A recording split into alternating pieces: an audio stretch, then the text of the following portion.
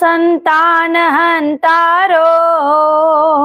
यत्पादाम्बुजरेणवः स्वीयानां तान्निजाचार्यान् प्रणमामि मुहुर्मुहुः। यदनुग्रहतो जन्तु सर्वदुःखातिगो भवेत् तमहं सर्वदा वन्दे श्रीमद्वल्लभनन्दनम्। अज्ञानतिमिरान्धस्य ज्ञानाञ्जनशलाकया चक्षुरुन्मिलितं येन तस्मै श्रीगुरुवे नमः।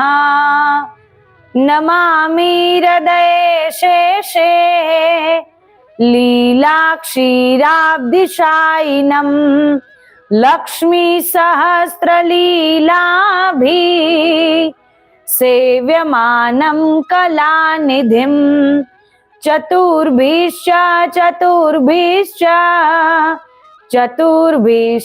त्रिभिस्तथा षड्भिर्विराजते योऽसो पञ्चधा हृदये मम। नमो गोभ्यः श्रीमतीभ्यः सौरभेभ्य एव च नमो ब्रह्मसुताभ्यश्च पवित्राभ्यो नमो नमः।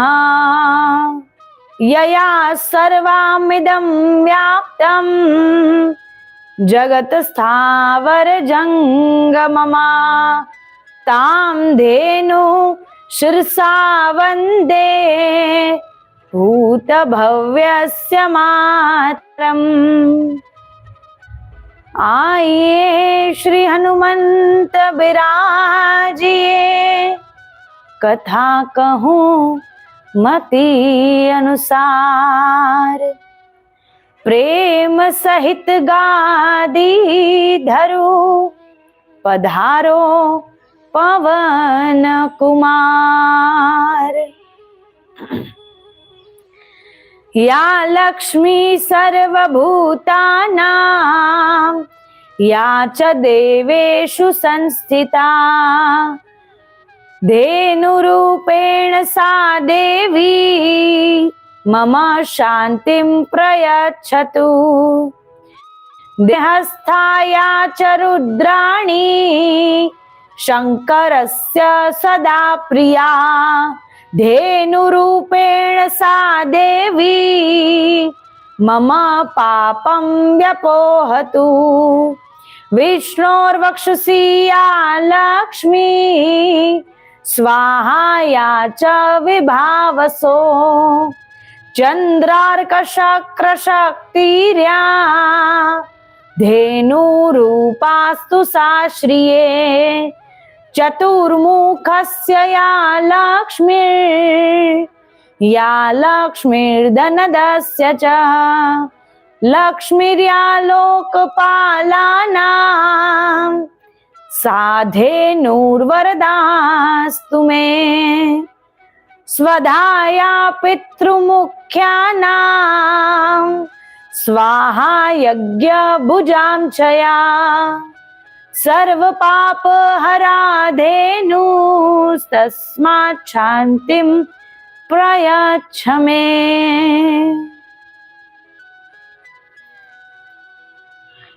श्री गिरिराज धरण की जय, श्री गोवर्धन नाथ की जय। अपने अपने गुरुदेव की जय, अपने अपने पितृदेव की जय। श्री कामधेनु मात की जय, श्री सुरभि मात की जय।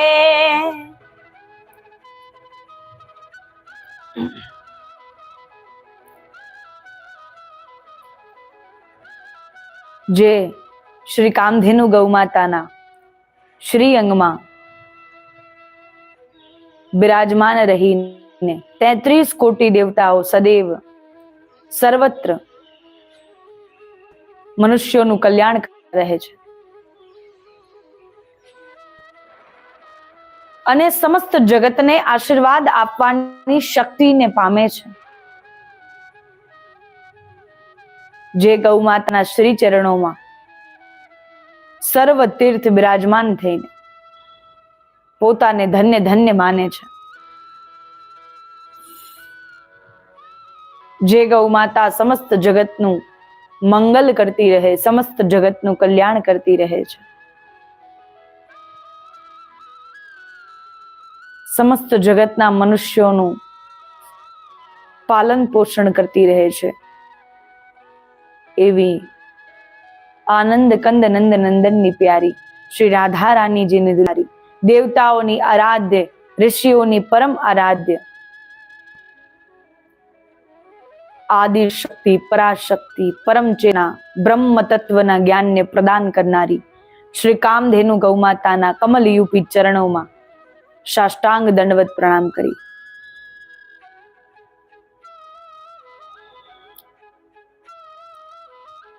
ગૌ માતાની અસીમ કૃપાથી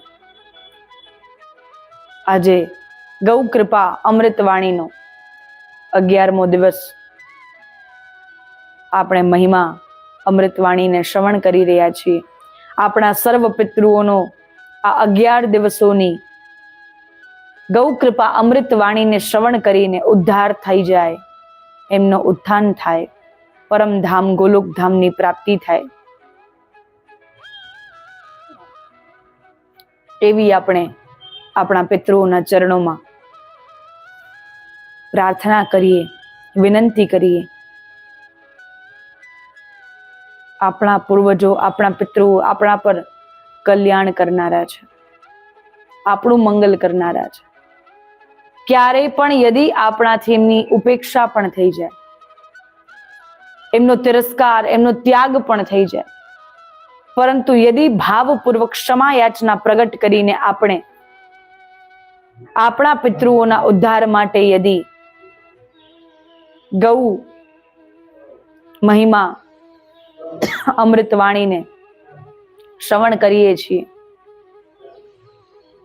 તો આપણા પિતૃઓ આપણા પર અમી વર્ષા વરસાવે છે.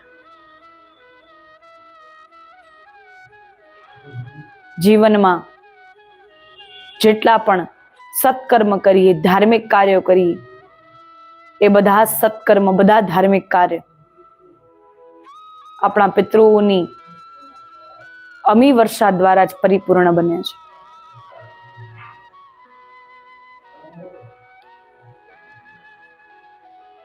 ગૌ માતા એ સમસ્ત જગતનું કલ્યાણ કરતી રહે છે, સમસ્ત જગતને આશીર્વાદ પ્રદાન કરતી રહે છે. આપણે જીવનમાં જેટલા પણ દાન પુણ્ય કરીએ, દાન ધર્મના કાર્ય કરીએ, વસ્ત્રનું દાન, સ્વર્ણનું દાન, ભૂમિનું દાન, અન્ન દાન, કોઈ પણ વ્રત ઉપવાસના ભાવથી જ્યારે પણ કોઈ વ્રત ઉપવાસ હોય તે દિવસે પણ આપણે બ્રાહ્મણોને ઉત્તમ સીધું પ્રદાન કરીએ, ઉત્તમ દાન કરીએ, જેના દ્વારા આપણા મનમાં એવો ભાવ હોય દાન કરવાથી પુણ્યની પ્રાપ્તિ થાય.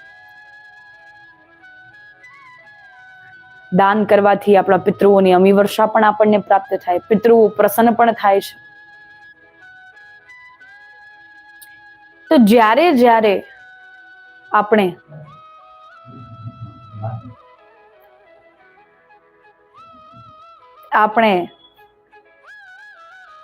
આપણા જીવનમાં દાન પુણ્ય કરીએ છીએ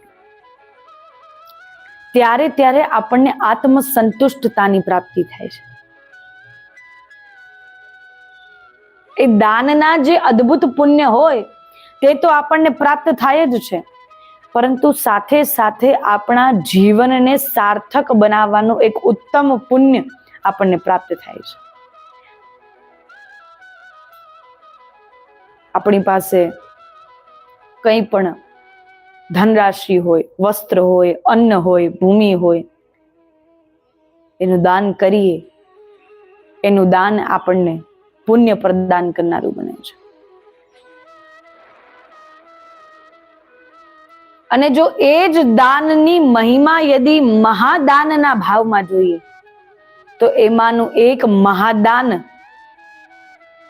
એ છે ગૌદાન. ગૌદાન જ્યારે જ્યારે આપણે આપણા જીવનમાં કરીએ છીએ, આપણને એ ગૌદાન તત્કાલ પુણ્યોની પ્રાપ્તિ કરાવનારું બને છે.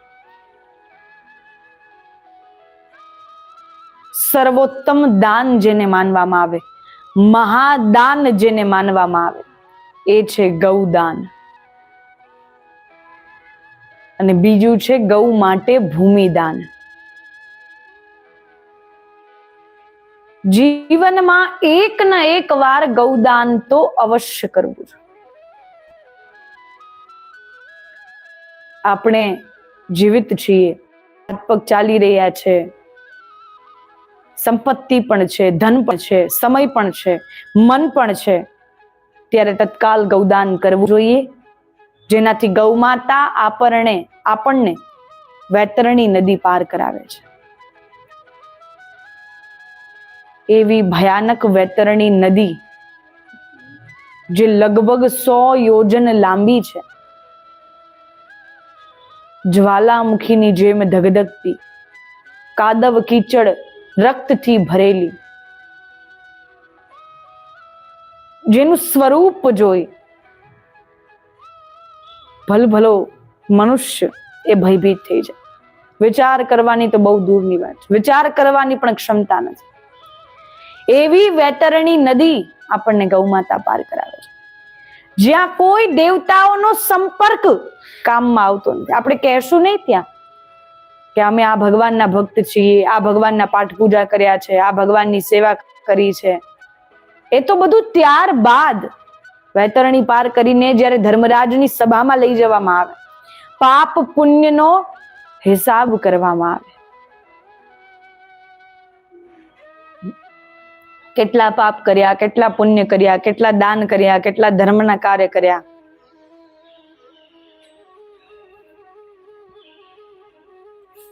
એ તો બધું ત્યારબાદ, પરંતુ એ પહેલા આપણે જે વૈતરણી પાર કરવી પડે, એ વૈતરણી પાર કરાવનારી એ ગૌમાતા છે. આપણા પિતૃઓને તારનારી એ ગૌમાતા છે.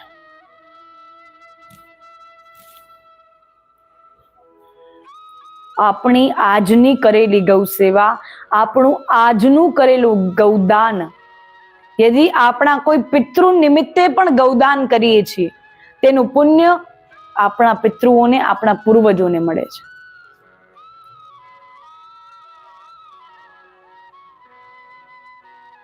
તેનું જ પ્રમાણ દર્શાવતી એક સુંદર કથા આપણને જોવા મળે છે. પ્રાચીન સમયમાં 2 ભાઈઓ રહેતા હતા. એકનું નામ જોગીરામ અને એકનું નામ ભોગીરામ. એ બંને ભાઈઓ બહુ પ્રસન્નતાથી રહેતા હતા, જ્યાં સુધી એમની પત્નીઓ ન આવી હતી. એક જ ભોજન પર, એક જ ભાણે બેસીને ભોજન કરે, એક જ ખેતરમાં કામ કરે, એક જ સાથે કામ કરવા જાય, એક જ સમય પર કામ કરવા જાય, એક જ સાથે પાછા આવે, બધું કાર્ય એક સાથે કરે. પરંતુ જ્યારે એમના વિવાહ થઈ ગયા, એમાંથી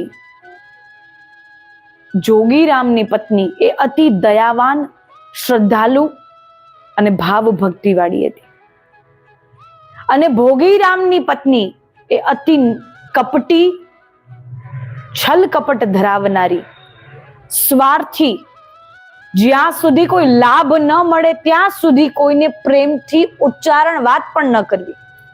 કઈ લાભ હોય તો જ પ્રેમથી વાત કરવી, તો જ પ્રેમનું ઉચ્ચારણ થાય. ત્યાં સુધી બધા પર બરજવું, ક્રોધ કરવો, જ્યાં સુધી 2-4 વ્યક્તિઓ સાથે ઝઘડા ન કરી લે, આસ પડોશમાં ઝઘડા ન કરી લે, ત્યાં સુધી એનું ભોજન પચતું.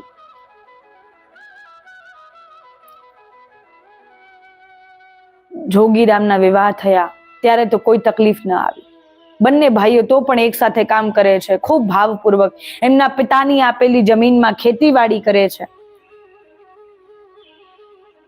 અનાજ વાવે, સમયે સમયે એની સાર સંભાળ કરે, શહેરમાં જઈ વેચવા જાય, એ ધન કમાવીને લાવે, બંને ખૂબ આનંદથી રહે.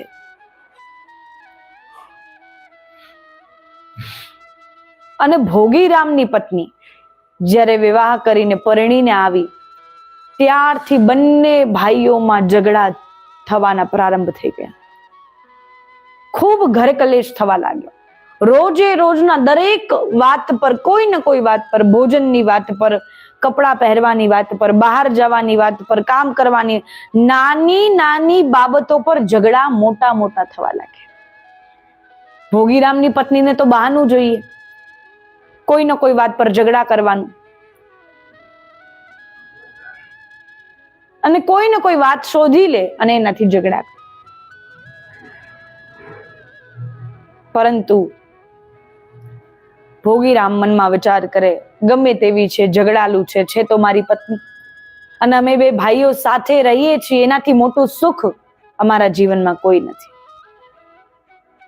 સમયાંતરે, સમયે સમયે મારી પત્ની પણ સમજી જશે, મારા મનમાં કેવા ભાવ છે, મારી પત્ની પણ સમજી જશે. દિવસો પસાર થતા ગયા, ઝઘડા વધતા ગયા. કોઈ ને કોઈ બાબત પર જોગીરામની પત્ની ઘણું સમજાવે, પરંતુ ઝઘડા, ઘરકલેશ એ બંધ ન થયા. અને એ ઘર કલેશ બંધ ન થયા, તેનાથી કંટાળીને ભોગીરામે વિચાર કર્યો કે મારી પત્નીને અલગ જ રહેવું છે, મારા ભાઈ અને ભાભી સાથે રહેવું જ નથી, તો અહીંયા રહેવાથી કોઈ લાભ નથી. દરરોજના કલેશ કરવા, દરરોજના ઝઘડા થવા, નાની નાની બાબતો પર મોટા મોટા ઝઘડા થવા, એનાથી અહીંથી દૂર ચાલ્યું જવું સારું.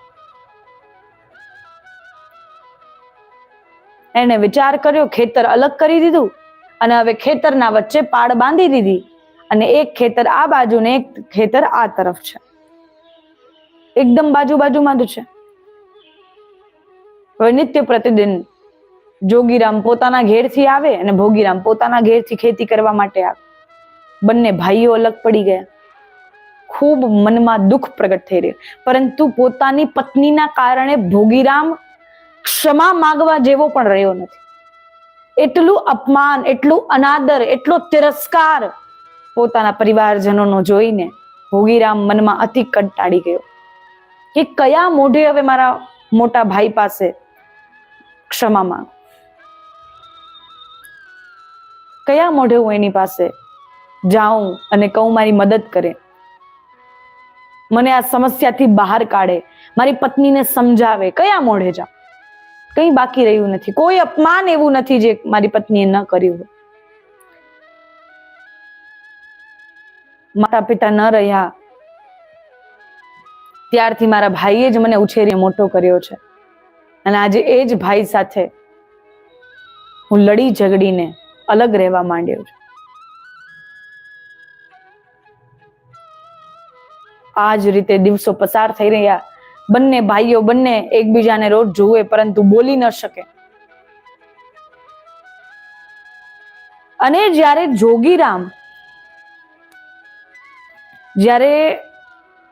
અનાજ વાવવામાં ખૂબ પ્રથમ અનાજ વાવીને શહેરમાં વેચાણ કરી આવે, ખૂબ ધનરાશિ કમાઈ આવે. મોટો ભાઈ છે, અનુભવ વધારે હોય, નાના ભાઈ કરતા 2 વાત વધુ જાણતો હોય. નાનો ભાઈ હજી શીખી જ રહ્યો હોય. આજ સુધી એકલા હાથે કોઈ દિવસ ખેતીવાડીમાં અનાજ ઉગાડવું, વેચાણ કરવા જવું, કઈ પ્રકારે ભાવતાલ કરવા, એ બધું આવડતું ન હતું. ધીમે ધીમે શીખી રહ્યો. એકાએક પત્નીના આવવાથી અલગ રહેવું પડ્યું, એટલા માટે બધો ભાર ઘર ગૃહસ્થીનો એ માથે આવી ગયો. અને જોગીરામ જ્યારે એક દિવસ સવારે પોતાના ઘેરથી ખેતરમાં આવે છે, તો એના ખેતરમાં એને એક ગૌમાતા ઘાસ ચરતી દેખાય છે. અને એ જ સમયે ભોગીરામ પણ એના ખેતરમાં આવે, ખેતીવાડી કરે છે, ખૂબ અનાજ વાવે, ખૂબ ખેતરમાં કામ કરે, મહેનત કરે. બંનેની પત્નીઓ બપોર થાય એટલે બપોર સમયે ભોજન લઈને ત્યાં જાય. અને એ જ સમયે ભોગીરામની પત્ની ભોજન લઈને આવે છે. બપોરનો સમય થયો, ખૂબ મહેનત કરી છે અને જોગીરામના ખેતરમાં જોયું, અરે અનાજ પણ એટલું સરસ વાવેલું છે, બહુ સરસ ખેતીવાડી ઉગેલી છે, બહુ સરસ પાક ઉગેલો છે, બહુ જ સરસ બધું ખેતરનું એકદમ સાર સંભાળ બહુ સુંદર થયેલી છે. અને અમારા ખેતરમાં હજી અનાજનો કોઈ અતો પતો નથી. અનાજ ઉગશે નહીં ઉગે, પાક આવશે નહીં આવે, કોઈ ખબર નથી. અને આજે ખેતરમાં તો કોઈ ગૌમાતા પણ દેખાય છે, કોઈ ગૌ પણ આવેલી છે. કંઈક તો એવી વાત છે જે જોગીરામ અને એની પત્ની અમારાથી છુપાવી રહ્યા છે. હવે એમને તો બચારાને જાણ નથી. એ તો સવારે આવ્યા ખેતરમાં, એમને ગૌમાતા વિચરણ કરતી જોઈ, એમને મારીને ભગાવવાનું ઉચિત ન લાગે, એમને વિચાર આવ્યો ઘાસ ચરે છે, તૃણ ચરે છે, ચરીને ચાલી જશે. પરંતુ ગૌમાતા તૃણ ચરીને ત્યાં જ બિરાજમાન થઈ ગઈ, ત્યાં જ બેસી. જોગીરામનો સ્વભાવ એટલો દયાવાન, દીનવાન કે એનું મન ન માન્યું કે ગૌમાતાને હું અહીંથી જવા માટે કહું, ભગાવી દઉં. એટલે એના મનમાં વિચાર આવ્યો, જ્યારે પણ એની ઈચ્છાથી આવી છે, એની ઈચ્છાથી જ ચાલી જશે. અને ત્યારે એ સમયે ભોગીરામની પત્નીના મનમાં લાલચ પ્રગટ થાય કે અમારા ખેતરમાં કોઈ પાક હજુ સુધી ઉગ્યો નથી, અને જોગીરામના ખેતરમાં પાક ઉગ્યો એનો કોઈ પણ એટલી સ્થાન પણ બાકી રહ્યું નથી, આટલી જગ્યા પણ બાકી નથી જ્યાં પાક ન ઉગ્યો હોય. આખું ખેતર અનાજથી ભરેલું છે. કંઈક એવું કરવું પડશે જેનાથી અમારા ઘરમાં પણ ધન આવે. રાત્રિનો સમય થાય, ભોગીરામની પત્નીના મનમાં લાલચ પ્રગટ થઈ. એ ખેતરમાં જઈ અને જુએ છે, એ જાણતી નથી હજુ સુધી ગૌમાતા ત્યાં જ બિરાજમાન છે. અને જ્યારે ખેતરમાં જઈને જુએ કે જોગીરામના ખેતરમાં બહુ પાક ઉગેલો છે, આને ચોરી કરી લેવો જોઈએ, અને એ બધા અનાજ પાકને ચોરી કરીને પોતાના ખેતરમાં ઉગેલા હોય એવી સ્થિતિમાં જઈને વાવી દેવા જોઈએ, કે લોકો જોઈને એમ કહે કે અહીંયા પણ અનાજ ઉગેલું છે. એવી સ્થિતિમાં જઈ અને વાવી દઉં. એ ત્યાં જાય છે, બધી અનાજની ચોરી કરી લે છે, કોઈને ખબર ન પડે એ રીતે વચ્ચેથી જઈને પાક ઉગેલો હોય એ લઈને પોતાના ખેતરમાં વાવી દે છે, તાકી બધાને જોઈને એવું લાગે કે અહીંયા પણ કઈ અનાજ, કઈ પાક ઉગેલો છે. આમ કરીને બહુ પ્રસન્નતા થાય છે. બીજે દિવસ ભોગીરામ પોતાના ખેતરમાં આવે, એ ઉગેલો પાક જોઈને બહુ આશ્ચર્યચકિત થાય. કાલ રાત્રિ સુધીમાં તો બીજ પણ ન આવ્યા હતા, અને આજે એક દિવસમાં આટલું અનાજ, આટલું પાક ઉગી ગયું. આ ચમત્કાર કઈ પ્રકારે હોઈ શકે? ભોગીરામ એ જોગીરામના ખેતરમાં ગૌમાતાને જુએ, મનમાં વિચાર કરે ગઈકાલે ગૌમાતા આવીને એમના પ્રતાપના કારણે, એમના પ્રભાવથી અમારા ખેતરમાં પાક ઉગવા લાગ્યો છે. ભોગીરામના મનમાં ગૌ સેવાનું બીજ રોપણ થયું. એની પત્નીએ તો એના ભાઈના બીજ ચોરી કરીને પોતાના ખેતરમાં બીજ રોપણ કર્યું, પરંતુ એની પત્ની જાણતી ન હતી આ ચોરીના બીજ રોપણ કરી રહી નથી, મારા પતિના મનમાં ગૌ સેવાનું બીજ રોપણ કરી રહી છે. ભોગીરામના મનમાં વિચાર આવ્યો, ગૌ તો કેટલી ચમત્કારી છે, મને પણ યદિ આવી જ એક ગૌ માતા મળી જાય, હું પણ એની રોજ સેવા કરીશ. આવી જ યદિ એક ગૌ માતા મારા જીવનમાં મને મળે, હું એની રોજ સેવા કરવાની ઈચ્છા રાખું છું. ભોગીરામના મનમાં સેવાનો ભાવ પ્રગટ થાય છે. ભોગીરામ સેવાનો ભાવ પ્રગટ કરતા એવો મનમાં વિચાર કરે છે કે આવી ગૌ માતા યદિ મને મળી જાય, હું પણ બહુ ભાવ સાથે એની સેવા કરીશ. અને જ્યારે મનમાં ગૌ સેવાનું બીજ રોપણ થાય, જોગીરામના ખેતરમાં જઈને ગૌમાતાના ચરણ સ્પર્શ કરીને ગૌમાતાને જ વિનંતી કરી કે આપ જેમ સામેથી અહીંયા આવ્યા છો એમ મારા પર પણ કૃપા કરો અને મારા પાસે કોઈ ગૌમાતા સામેથી આવે. મનમાં એવો ભાવ ધારણ થયો, ગૌ સેવાનું બીજ રોપણ થયું. પત્નીના મનમાં ફરી ભાવ, ભોગીરામની પત્નીના મનમાં એવી ફરી લાલચ કે જેમ આજે જે રીતે આ કાર્ય કર્યું એ જ રીતે ફરીવાર આજે રાત્રિમાં પણ જોગીરામના ખેતરમાંથી બધો પાક લઈ અને અમારા ખેતરમાં વાવી દેવાની પરિસ્થિતિમાં એને ત્યાં રાખી દેવું કે બધાને જોઈને એવું લાગે આ ઉગેલો છે. ફરી આજે રાત્રિમાં પણ એવું કર્યું. પાક જ્યારે પોતાના ખેતરમાં રાખી ઘેર ચાલી જાય, સુઈ જાય. સવારમાં જ્યારે ભોગીરામ પોતાના ખેતરમાં આવે ત્યારે ત્યાં એને એક નંદી મહારાજ દેખાય છે. એમના ખેતરમાં એક નંદી મહારાજ વિચરણ કરતા, આસપાસમાં ઘાસ ઉગેલી હોય એ ઘાસનું એ તૃણ ગ્રહણ કરતા હોય. એ બહુ પ્રસન્ન થયો, અતિ પ્રસન્ન થયો, નંદી મહારાજના ચરણોમાં પડી ગયો. એ ગઈકાલે હજુ મેં પ્રાર્થના કરી, વિનંતી કરી કે મારા પર કૃપા કરો, આપના જેવી ગૌમાતા મને મળી જાય. આ તો નંદી મહારાજની સેવા મને મળી છે. આ બાજુ જોગીરામ એ ગૌમાતાની સેવા કરીને પોતાનું જીવન વ્યતીત કરી રહ્યો છે અને પેલી બાજુ હવે ભોગીરામના જીવનમાં નંદી મહારાજ પધાર્યા એટલા માટે હવે નંદી મહારાજની સેવા કરીને જીવન વ્યતીત કરી રહ્યા છે. ભોગીરામની પત્નીનું લાલચ જતું નથી. ફરી આજે રાત્રિમાં એના મનમાં લાલચ આવે, ફરી બધો પાક ધીરે ધીરે આમ ખાલી કરી નાખવો છે, મારામાં ઉગાડી દેવો છે. જોગીરામ મનમાં વિચાર કર્યા, ગૌમાતા અહીંયા વિચરણ કરી રહી છે, કદાચિત એને ઘાસ ગ્રહણ કરતા કરતા, તૃણ ગ્રહણ કરતા કરતા આ અનાજ પણ ગ્રહણ કરી લીધું હશે, કોઈ વાંધો. જોગીરામના મનમાં એવી દયા ભાવના, એને નુકસાન થવાની કોઈ મનમાં ભાવ નથી કે મારા પાકનું નુકસાન થયું, મારા અનાજનું નુકસાન થયું, મારી ખેતીનું નુકસાન થયું. એના મનમાં એવો ભાવ નથી.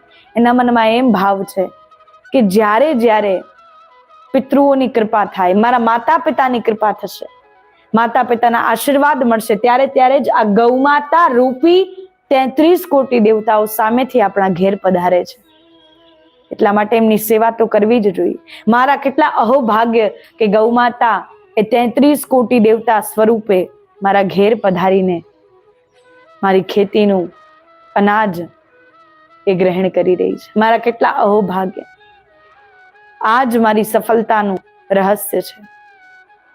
આજે હું એટલો સફળ બન્યો એટલા માટે છું કેમ કે મારા માતા પિતાના સંસ્કાર એવા, એના સંસ્કારો દ્વારા ગૌ સેવાનો ભાવ મનમાં આવ્યો છે.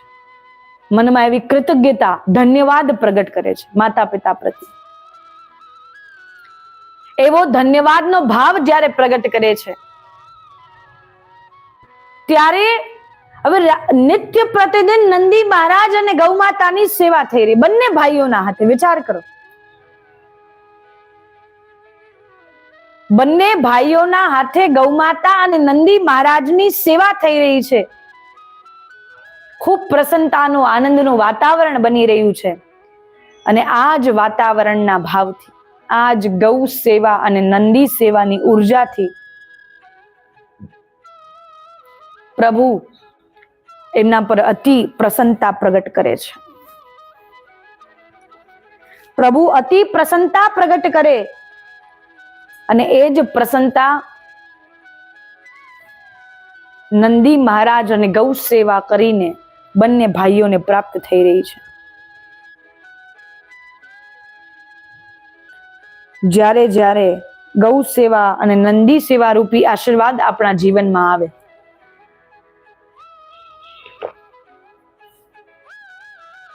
ત્યારે ત્યારે આપણા જીવનમાં સદૈવ આપણું કલ્યાણ થવા લાગે છે. આપણા જીવનમાં સદૈવ આપણું મંગલ થવા લાગે છે. અને આ જ રીતે જ્યારે હવે જોગીરામ અને ભોગીરામ ગૌ માતાની સેવા કરી રહ્યા, નંદી મહારાજની સેવા કરી રહ્યા, પોતાના માતા પિતા પ્રત્યે કૃતજ્ઞતા પ્રગટ કરી રહ્યા છે, ધન્યવાદનો ભાવ પ્રગટ કરી રહ્યા છે. અને એવા જ ભાવથી ગૌ માતા અને નંદી મહારાજના આશીર્વાદ બંને ભાઈઓ પર બની જાય છે. અને જ્યારે એક સમયે માતા પિતા ની સેવાનો ભાવ અત્યંત મનમાં પ્રગટ થાય કે જીવન વ્યતીત થઈ ગયું, માતા પિતાની સેવા ક્યારેય મળી નથી, મનમાં એવો ભાવ પ્રગટ થાય. અને એટલામાં જ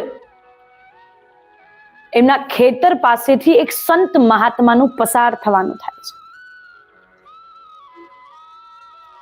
સંત મહાત્મા ખેતર પાસેથી પસાર થતા હોય, બંને ભાઈઓને ખૂબ મહેનત કરતા જુએ અને એમાંથી જોગીરામ પાસે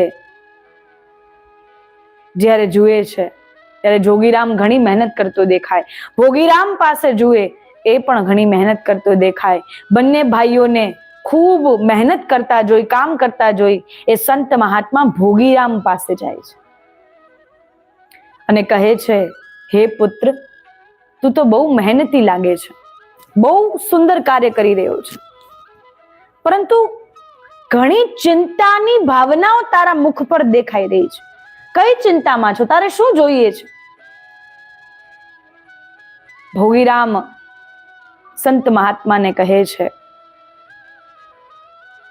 મારી પત્ની સાથે રહું છું, બધું સુખ છે, ધન પણ સરસ કમાઈ લઉં છું, નંદી મહારાજની સેવા પણ કરું છું, પરંતુ મારે કોઈ સંતાન હજુ સુધી થઈ નથી. તો મારા પર કૃપા કરો, આપ આશીર્વાદ આપો તો મને સંતાનની ઉત્પત્તિ થઈ જાય. મારે ઉત્તમ સંતાન જોઈએ છે, જે ધાર્મિક હોય, જે અમારા જીવનમાં અમને ધાર્મિકતા પ્રદાન કરે, અમારા જીવનમાં અમને પ્રભુ સાથે જોડીને રાખે, અમારા જીવનમાં અમને આ નંદી મહારાજની સેવા સાથે જોડીને રાખે.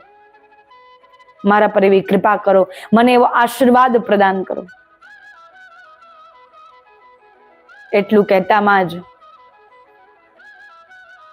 સંત મહાત્માએ કહ્યું કે આ નંદી મહારાજની સેવા કરી રહ્યા છો, એનાથી મોટો આશીર્વાદ હું તમને ના આપી શકું. મારી પાસે પણ એવડો મોટો આશીર્વાદ નથી કે નંદી સેવાથી વધારે એ આશીર્વાદ આપને પ્રાપ્ત થાય. યદી આપને વાસ્તવિકતામાં આશીર્વાદ પ્રાપ્ત કરવો છે, નંદી સેવા કરો, બહુ ભાવથી સેવા કરો, આપને અવશ્ય ઉત્તમ ફળની પ્રાપ્તિ થશે. આટલું સાંભળી અને સંત મહાત્મા કહેવા લાગ્યા કે આપને ભાવ તો છે સંતાન પ્રાપ્ત કરવાનો, પરંતુ આપને પિતૃદોષ લાગેલો છે, એટલા માટે એ પિતૃદોષથી મુક્ત બનો. પિતૃદોષ જ્યારે આપના જીવનમાંથી આપને મુક્તિ અપાવશે, પિતૃદોષ શાંત થશે, ત્યારે જ આપના જીવનમાં આપને ઉત્તમ સંતાન પ્રાપ્ત થશે. અન્યથા પિતૃદોષ શાંત થયા વગર, પિતૃઓની કૃપા વગર યદી કોઈ સંતાનની ઉત્પત્તિ થઈ, એ આપને જીવનભર જીવવા નહીં દે. આટલું સાંભળી અને ભોગીરામ ડરી ગયો. સંત મહાત્મા ત્યાંથી ચાલ્યા ગયા અને સંત મહાત્મા આટલું કહીને ગયા. ભોગીરામ મનમાં ખૂબ ભયભીત થયો કે વાત સાચી છે, પિતૃદોષ તો હશે જ ને. મારા ભાઈ સાથે હું રહેતો હતો, મારા ભાઈએ મારો ઉછેર કર્યો અને એમને જ હું દગો આપીને, એમના સાથે લડીને ઝઘડીને, મારી પત્નીની વાતોમાં આવીને હું હવે એમને છોડીને એકલો રહ્યો છું. પિતૃદોષ તો લાગવાનો જ છે. માતા પિતા અપ્રસન્ન તો રહેવાના જ છે, કેમ કે મારા ભાઈ સાથે મેં ઝઘડો કર્યો છે, મારા ભાઈ સાથે મેં અબોલા કર્યા છે, મારા ભાઈ સાથે મેં દગો કર્યો છે. મનમાં ક્ષમા યાચનાનો ભાવ પ્રગટ કરે, એનાથી રહેવાતું નથી અને ખેતરનું કામ છોડીને પોતાનો ભાઈ જોગીરામ જે ખેતરમાં કામ કરી રહ્યો હોય તેની પાસે જઈ અને ખૂબ રુદન પ્રગટ કરીને ભેટી પડે છે. મને ક્ષમા કરો ભાઈ, મને ક્ષમા કરો, આપે મારો ઉછેર કર્યો, મારું લાલન પાલન કર્યું, મારે જે જોઈતું હતું એ મને આપ્યું, મને ખેતીવાડી શીખવાડી, મારો એક પિતાની જેમ ઉછેર કર્યો, મને ભણાવ્યો, ગણાવ્યો, શિક્ષા પ્રદાન કરાવી, અને આજે એ જ આધુનિક શિક્ષા દ્વારા હું આટલી ખેતીમાં આગળ વધી રહ્યો છું. પ્રાચીન જ્ઞાન અને આધુનિક શિક્ષાને મિશ્રિત કરીને આજે હું સુંદર ખેતીવાડી કરી રહ્યો છું. આ નંદી મહારાજની સેવાથી એટલો સુંદર ભાવ પ્રગટ થાય છે. મને ક્ષમા કરો, મારી ભૂલ છે, મારો અપરાધ છે. જોગીરામ કહે કે અરે ભોગીરામ, તારે કોઈ પ્રકારથી ક્ષમા માંગવાની આવશ્યકતા નથી. તું તો મારો નાનો ભાઈ છે, તને થોડી હું ક્યારેય કંઈ થવા દઈશ. હું તારા મનનો ભાવ ભલી ભાંતિ જાણું છું, તારી પરિસ્થિતિ પણ ભલી ભાંતિ જાણું છું.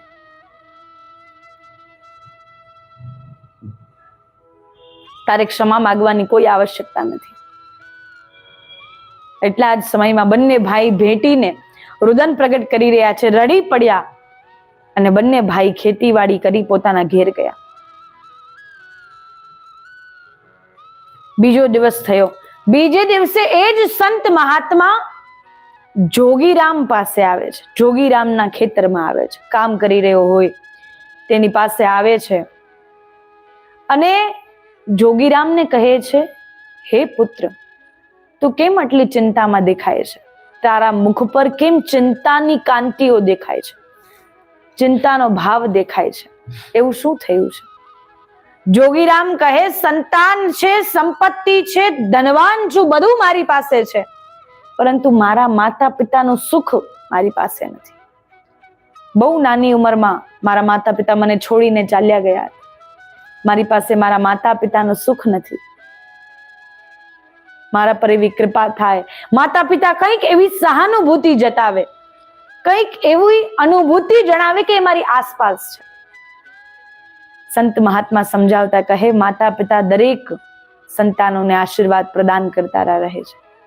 સંતાન ગમે તેવી ઉત્પાત હોય, ગમે તેવી હીન ભાવના દર્શાવનારી હોય, તો પણ એવા સંતાન પર પણ આશીર્વાદ પ્રદાન કરનારા એ માતા પિતા છે. તો આપ તો એટલા ભગવદીય છો, આટલી સેવા કરો છો, ગૌ માતાની એટલી સેવા કરો છો, આપના પિતૃઓનો આશીર્વાદ આપના પર નહીં બન્યો રહે? અવશ્ય બનશે. પિતૃઓનો ઉદ્ધાર થાય, આપના પિતૃઓનો આશીર્વાદ આપના પર બની જાય, આપનું કલ્યાણ થાય એવો આશીર્વાદ છે. સંત મહાત્માના આશીર્વાદ પ્રાપ્ત થઈ ગયા. અને જ્યારે સંત મહાત્માના આશીર્વાદ ની પ્રાપ્તિ થઈ, જોગીરામના મનમાં એક આત્મસંતુષ્ટતા પ્રાપ્ત થઈ રહી છે કે ખરેખર મારા માતા પિતાના આશીર્વાદ મારી સાથે જ છે, એટલા માટે જ તો મારા પર એટલી કૃપા છે. એટલામાં જ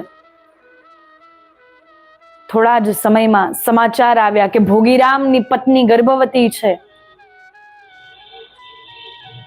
અને ઉચિત સમયે, પ્રસૂતિના સમયે ઉત્તમ બાળકને જન્મ આપે છે. ભોગીરામ તો નંદી મહારાજની અત્યંત સેવા કરે, અત્યંત સેવા કરે, ખૂબ સેવા કરે અને સેવાના ભાવનાથી પોતાનો ભાવ પ્રગટ કરે કે આજે નંદીની સેવા કરવા માત્રથી જ મારા ઘરમાં સંતતિ પ્રગટ થઈ છે, એવો ભાવ પ્રગટ કરી રહ્યા છે. અને જ્યારે જોગીરામ ખૂબ પ્રસન્ન છે, ખૂબ ખુશ છે, અને જ્યારે હવે બંને ભાઈઓના ઘરમાં સુખ સમૃદ્ધિ આવી ગઈ છે, હવે માત્ર બંનેને એક થવાનું, પુનઃ એક થવાનું, પુનઃ એકતા પ્રગટ કરવાનો સમય શેષ છે. અને આજે અર્ધરાત્રિમાં બંને ભાઈઓના સ્વપ્નમાં એમના માતા પિતા આવે છે અને માતા પિતા કહે છે, હું આપનાથી ક્યાંય દૂર નથી, આપ તો મારા બાળકો છો, મારી સંતાનો છો, હું આપ લોકોથી અમે ક્યાંય દૂર નથી, અમારા આશીર્વાદ સદૈવ આપની સાથે છે. જોગીરામને કહે, જે ગૌ માતાની તું સેવા કરી રહ્યો છે તારી માતા છે, અને જે નંદી મહારાજની ભોગીરામ સેવા કરી રહ્યો છે તારો પિતા છે.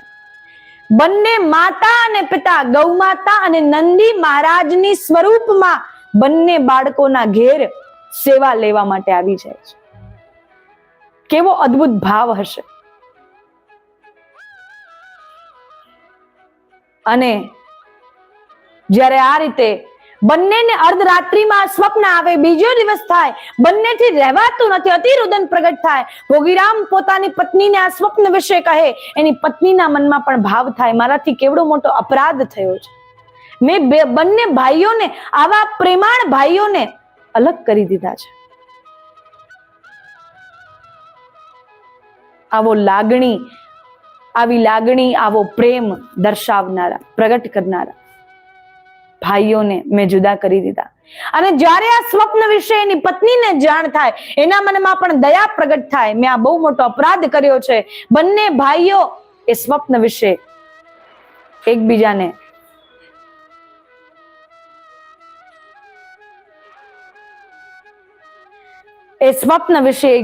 વાત કરે છે કે આ રીતે માતા પિતા અમારા સ્વપ્નમાં આવ્યા કે જે ગૌ માતાની સેવા તું કરી રહ્યો છે એ જ આપણી માતા છે, જે નંદીની સેવા કરી રહ્યો છે એ જ આપણા પિતા છે. માતા પિતા નંદી મહારાજ અને ગૌ માતા બનીને બાળકોથી સેવા લેવા માટે આવ્યા છે. પત્નીને એ વાતની અનુભૂતિ થઈ, મેં બહુ અપરાધ કર્યો છે. બંને ભાઈઓને અલગ કર્યા. જોગીરામના ખેતરમાંથી અનાજની પાકની ચોરી કરી અને પોતે સફળ થવાની ઈચ્છા પ્રગટ કરી. આ મારાથી અપરાધ થયો છે. અપરાધની ક્ષમા યાચના માંગે છે. બંને ભાઈઓ પુનઃ જેમ પહેલા એકતાથી રહેતા હતા, પ્રેમાળ ભાવથી રહેતા હતા, એ રીતે રહેવા લાગે છે. અને માતા પિતાની સેવાના ભાવથી જ બંને મળીને ગૌ નંદીની સેવા કરવાનું પ્રારંભ કરે છે. પહેલા તો અલગ અલગ સેવા થતી હતી. ગૌ માતાની સેવા એ જોગીરામ કરે અને નંદી મહારાજની સેવા એ ભોગીરામ કરતા હતા. પરંતુ હવે બંને ભાઈઓ એકત્રિત થઈને મળીને ખેતર ફરી એક કરી લીધું અને ગૌ માતા અને નંદી મહારાજની સેવા કરી રહ્યા. અને જ્યારે ફરી થોડા સમય બાદ સંત મહાત્માજી એ જ સંત ત્યાંથી પસાર થાય અને બંને ભાઈઓને એક જ ખેતરમાં કામ કરતા જોઈને પ્રશ્ન કરે છે કે આપ તો બંને થોડા સમય પહેલા અલગ અલગ ખેતરમાં કામ કરતા હતા. કહે ઘરની પરિસ્થિતિઓ એવી હતી, ઘરમાં એવી નકારાત્મકતા હતી, એટલા માટે થોડા સમય માટે અમારી પરીક્ષા ચાલતી હતી અને હવે અમે ફરી એકત્રિત થઈ ગયા છીએ. આપના જેવા સંતોના આશીર્વાદ છે કે જેના કારણે આજે અમે એકત્રિત થઈને ગૌ નંદીની સેવા કરી રહ્યા છીએ. ગૌ નંદીની સેવા દ્વારા ખૂબ આશીર્વાદ પ્રદાન થયા, પિતૃદોષ શાંત થયો, બાળકની ઉત્પત્તિ થઈ, સંતાન આવી અને ધન વૈભવની પણ પ્રાપ્તિ થઈ ગઈ. એટલું કહી સંત મહાત્માએ કહ્યું કે હવે તો આપ બંને પ્રસન્ન લાગો છો, ધનવાન લાગો છો. એટલામાં બંને ભાઈઓને એમ લાગ્યું કે સંત મહાત્મા કોઈ દક્ષિણા માંગવાના હશે. કહ્યું હા હા, આપને જે દક્ષિણા જોતી હોય અમે આપને આપવા તૈયાર છીએ. સંત મહાત્મા કહે બ્રાહ્મણ ક્યારેય કોઈ દક્ષિણાથી નહીં પરંતુ ગૌદાન પામવાથી પ્રસન્ન થાય છે. બ્રાહ્મણ સદૈવ ગૌદાનની પ્રાપ્તિ કરીને પ્રસન્ન થાય છે. એટલા માટે આપ મને ગૌદાન કરીને પરિપૂર્ણ બનાવો, ત્યારે જ અમને પ્રસન્નતાની પ્રાપ્તિ થશે. એટલું કહી સંત મહાત્મા મુહૂર્ત કાઢે છે અને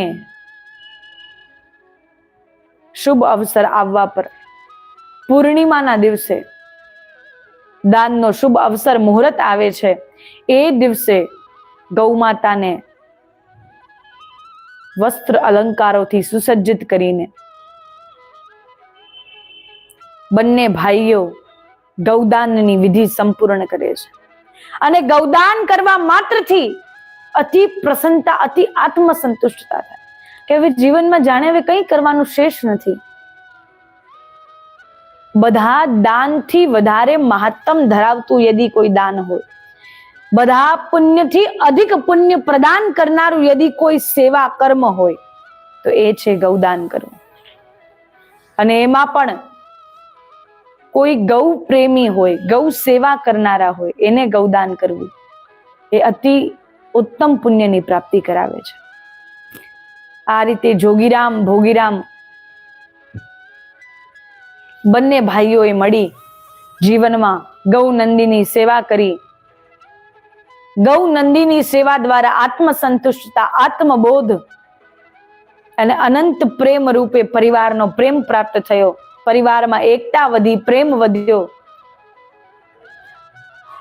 ગૌદાન કર્યું.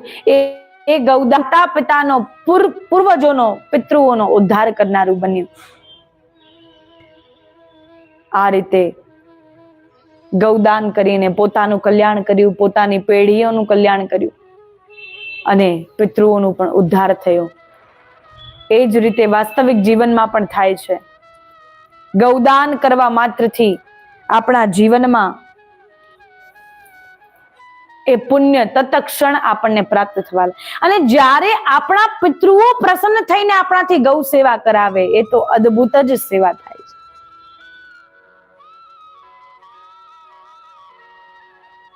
ઉત્તમ પાત્ર શોધીને બ્રાહ્મણથી વિધિ વિધાન કરાવીને ગૌદાન કરવામાં આવે તો એ મનુષ્યને સર્વોત્તમ પુણ્ય પ્રદાન કરનારું.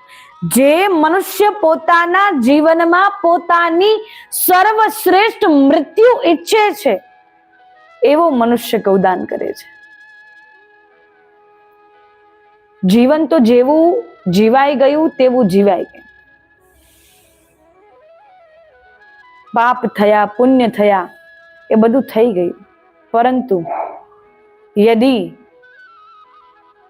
સદગતિ કરવી હોય, અંત સમયે ભગવાનનું શરણ પ્રાપ્ત કરવું હોય તો એ એકમાત્ર ગૌ સેવા, ગૌદાન અને ગૌ સ્મરણ દ્વારા પ્રાપ્ત થઈ શકે છે. આપણે નિત્ય પ્રતિદિન ભગવાનની સેવા કરીએ, ઠાકોરજીની સેવા કરીએ, મંદિરે જઈએ, એ બધું કરવા છતાં પણ ઘણીવાર દુખી હોઈએ. આપણા મનની ઈચ્છાઓ પૂરી ન થાય ત્યારે વિચલિત થઈ જાય. ભગવાન પણ આપનો ઉપહાસ કરી રહ્યા છે. ભગવાન પણ ભક્તોનો ઉપહાસ કરે છે, હાંસી કરે છે. કેવો મૂર્ખ મનુષ્ય છે!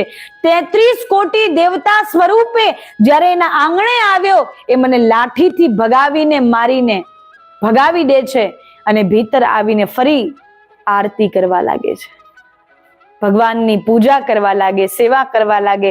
કેવો મૂર્ખ મનુષ્ય છે!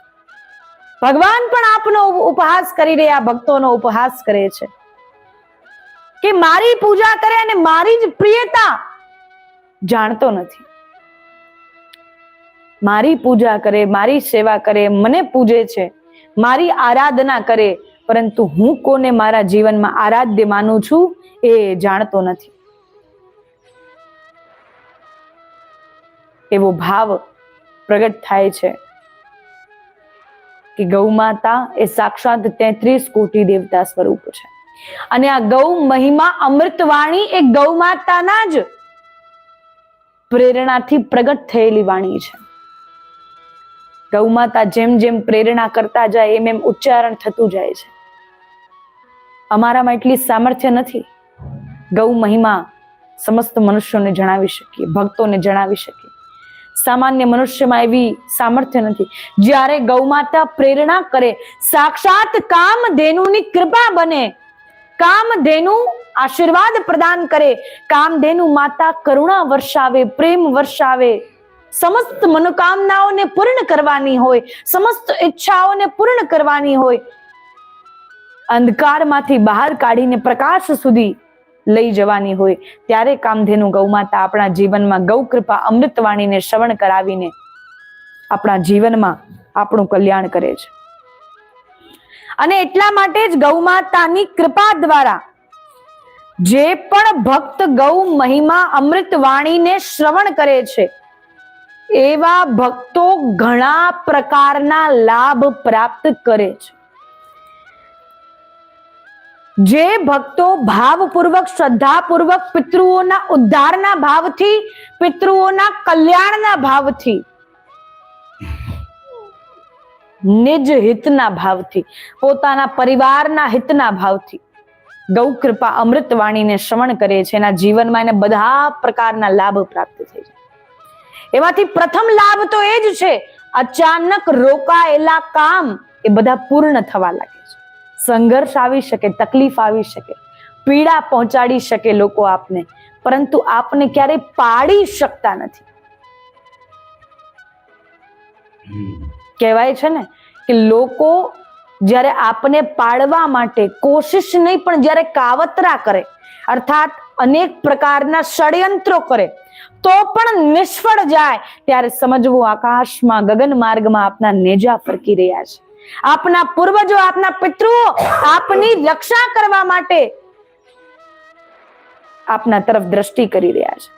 જ્યારે લોકોના ષડયંત્ર આપણા પર કામ ન કરે, લોકોની યોજનાઓ, લોકોના કાવતરાઓ જ્યારે આપના પર કામ ન કરે તો પણ આપના કાર્ય સફળ બનતા જાય, આપની સેવા સુંદર બનતી જાય, ત્યારે સમજવું પ્રભુ આપનાથી સેવા લેવા માંગી રહ્યા છે. પ્રભુ આપનાથી સેવા લઈ રહ્યા છે. ગૌમાતા આપનાથી સેવા લેવા માંગી રહ્યા છે. ગૌમાતા આપનાથી બહુ પ્રસન્ન છે. એટલા માટે અચાનક રોકાયેલા કામ કે કોઈ કારણ નથી, પરંતુ એ કામમાં બાધા આવી ગઈ છે અને અચાનક જ એ કાર્ય પૂર્ણ થવા લાગે, સફળ બનવા લાગે. આપણને એની આશા પણ ન હોય હવે ક્યારે એ કાર્ય થશે, હવે એ કાર્ય થાય કોઈ લાભ નથી, પરંતુ એનાથી પણ અતિરિક્ત લાભ પ્રભુએ આપણા માટે રાખ્યો છે.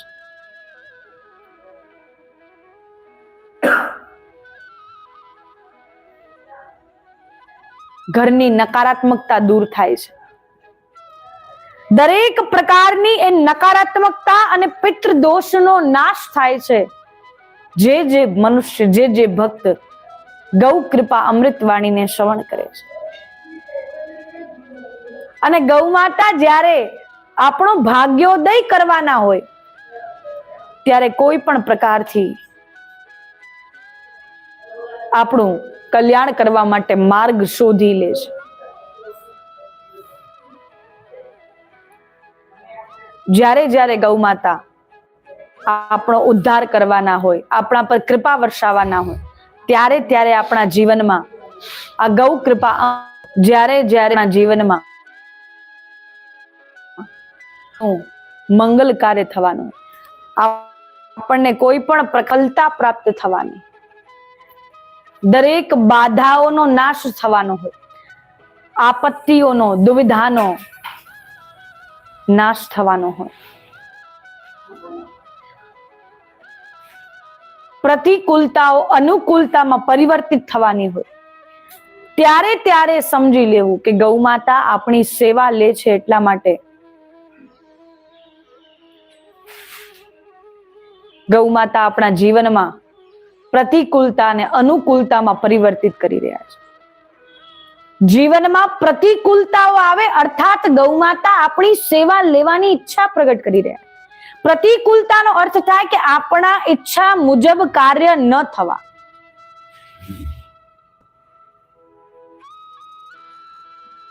આપણી ઈચ્છા કંઈક ઓર છે, આપણી મનોકામના કંઈક ઓર છે, પરંતુ આપણી ઈચ્છા મુજબ કાર્ય ન થવા ત્યારે મન વિચલિત થઈ જાય, અશાંત થઈ જાય.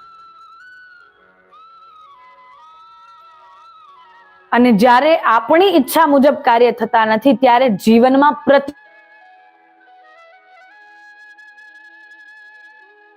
આશાઓ કરીએ, સંતાનોથી, માતા પિતાથી, પત્નીથી, પતિથી, જ્યારે એવી આશાઓ પૂર્ણ થતી નથી, જ્યારે ઈચ્છાઓ પૂર્ણ થતી નથી, મન વિચલિત અને અશાંત થઈ.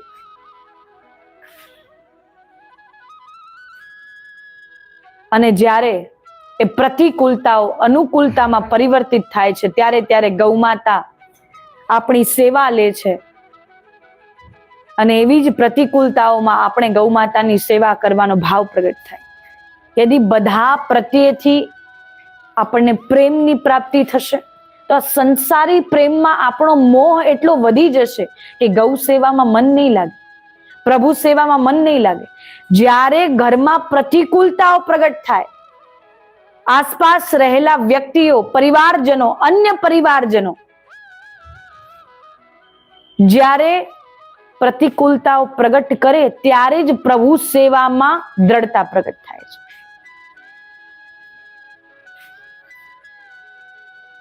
એવી જ પ્રતિકૂળતા એક ભક્તના મનમાં, એના જીવનમાં પ્રગટ થયેલી, પરંતુ ગૌ માતા એ પ્રકારે ભક્તોના મનમાં માર્ગ પ્રગટ કરે છે. ગૌ માતા કઈ પ્રકારે ભક્તોના જીવનમાં માર્ગ લઈને આવે છે એ ભક્તો પણ જાણતા નથી.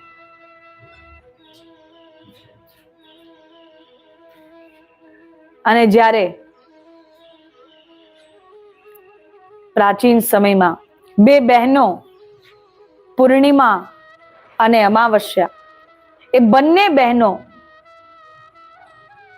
પોતાના પરિવારજન સાથે નિવાસ કરતી હતી અને એક બહેન અર્થાત અમાવસ્યા એ સદૈવ પોતાના રૂપનો એટલો અહંકાર, પોતાની સુંદરતાનો એટલો અહંકાર કે અહંકારમાં સદૈવ ડૂબી રહેતી હતી. અને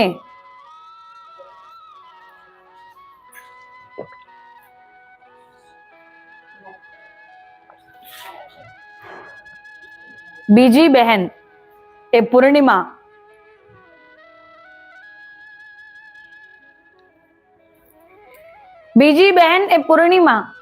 સદૈવ દીન ભાવવાળી, દયા ભાવવાળી, સદૈવ દીનતા પ્રગટ કરનારી, દયા પ્રગટ કરનારી,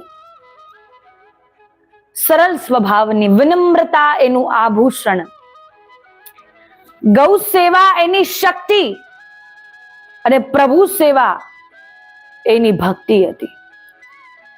જેનું આભૂષણ એ પોતાની વિનમ્રતાને માનતી હતી, જેની શક્તિ એ પોતાની ગૌ માતાની સેવાને માનતી હતી અને જેની સેવા પ્રભુ સેવાને એ પોતાની ભક્તિ માનતી હતી.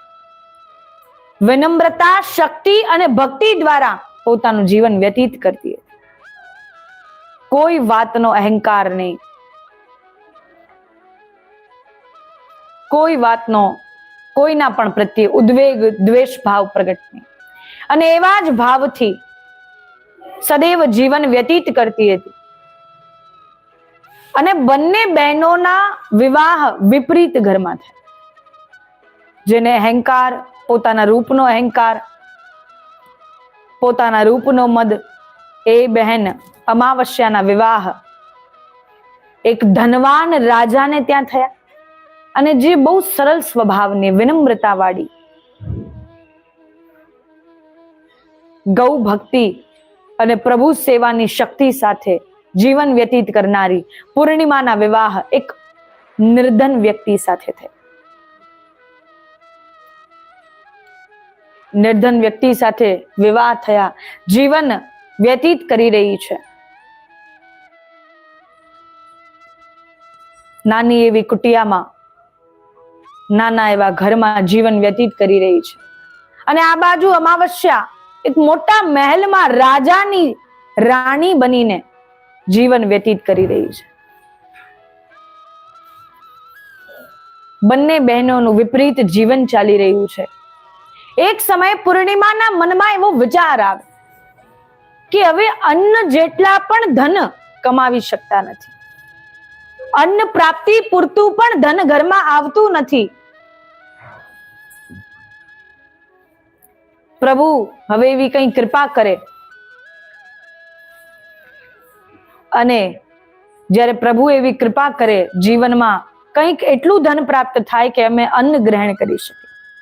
હવે તો બંને સમયનું અન્ન પણ આવતું ઘરમાં બંધ થઈ જાય અને પૂર્ણિમા મનમાં ખૂબ દુખી થઈ જાય કે હવે પ્રભુ કંઈક એવી કૃપા કરે કે ઘરમાં એક સમયનું અન્ન આવે, એટલું તો ધન આવે, એવી કંઈક કૃપા કરે.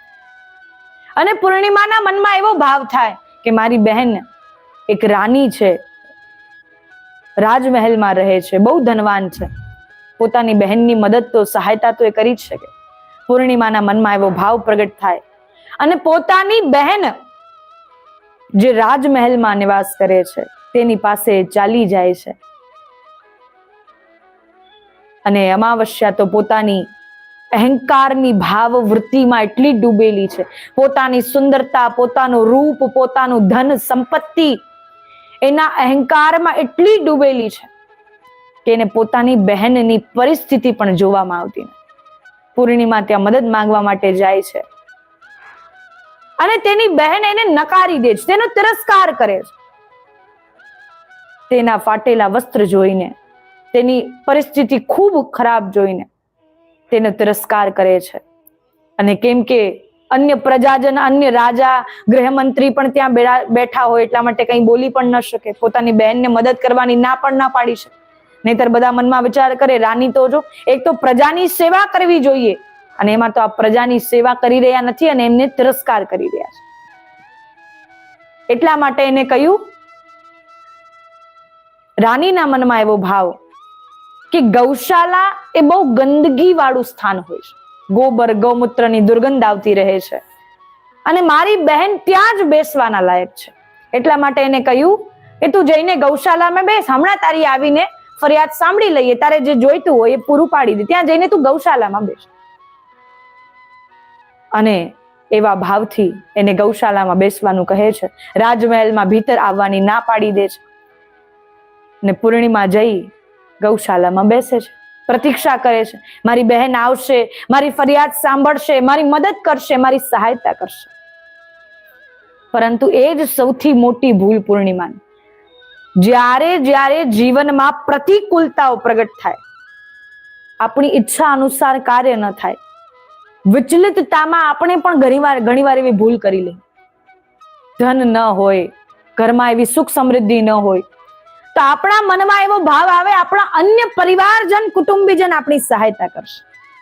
પરંતુ એ કદી બની શકતું નથી, ક્યારેય ન બને, અશક્ય છે.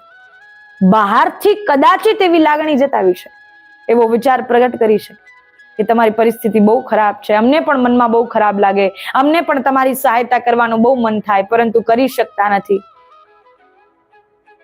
પરંતુ ક્યારેય આશા પોતાના પરિવારજન, કુટુંબીજનથી ન રાખ. કોઈ પણ પરિસ્થિતિ એટલી જ આશા, એટલી જ ફરિયાદનો ભાવ પ્રભુ પ્રત્યે રાખો, ગૌમાતા પ્રત્યે રાખો, જેની સેવા નિત્ય પ્રતિદિન કરી રહ્યા છો, જે આપના આરાધ્ય દેવ, આપના ઈષ્ટદેવ છે. જેટલી વિનતી, જેટલું રુદન પ્રગટ કરવાના છો પરિવારજન સમક્ષ, એમના જીવનમાં આપની પરિસ્થિતિ ઉપહાસથી વધારે નથી. આપની હાસી કરવી, ઉપહાસ કરવો, આપની વાતો કરવી, નવી પંચાયતની કોઈ વાર્તા મળી જેવી, બસ એટલું જ હોય છે. આપણી પરિસ્થિતિ જાણનારા આપણા પ્રભુ છે. અને જે ખરેખર વાસ્તવિકતામાં ભક્ત હોય ક્યારેય દુખી થઈ ન શકે, એ વિશ્વાસ આવતો નથી. જે પાકો ભક્ત છે, સેવા કરે, ઠાકોરજીની સેવાથી, ઠાકોરજીની મંગલાથી જેના દિવસનો પ્રારંભ થાય, એ ક્યારેય દુખી ન થઈ શકે. વિકટથી વિકટતામાં, આપત્તિઓમાં, વિપત્તિઓમાં, બાધાઓમાં, અડચણમાં ક્યારેય દુખી ન થઈ શકે.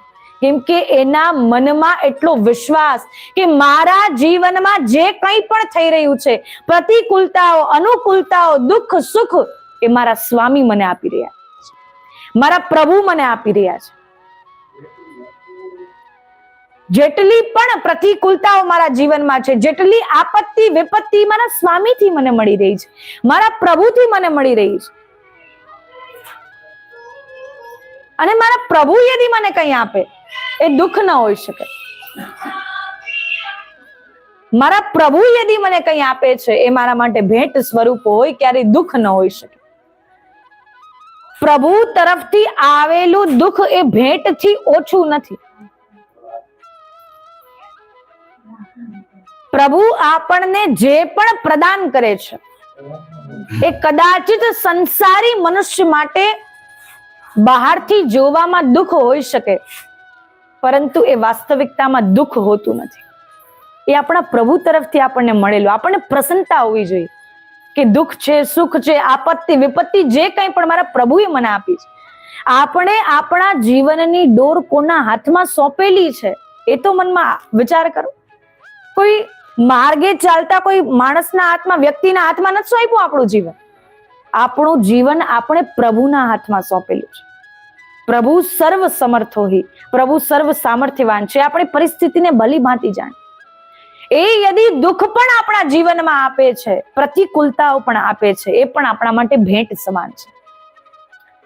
બહુ સુંદર નાનકડી વાર્તા આવે છે કે એક માતા અને એક પુત્ર ઘરમાં હોય અને નાનો પુત્ર, નાનો બાળક હોય, 8-10 વર્ષનો બાળક હોય, બહાર ખેલવા જવું બહુ ગમે.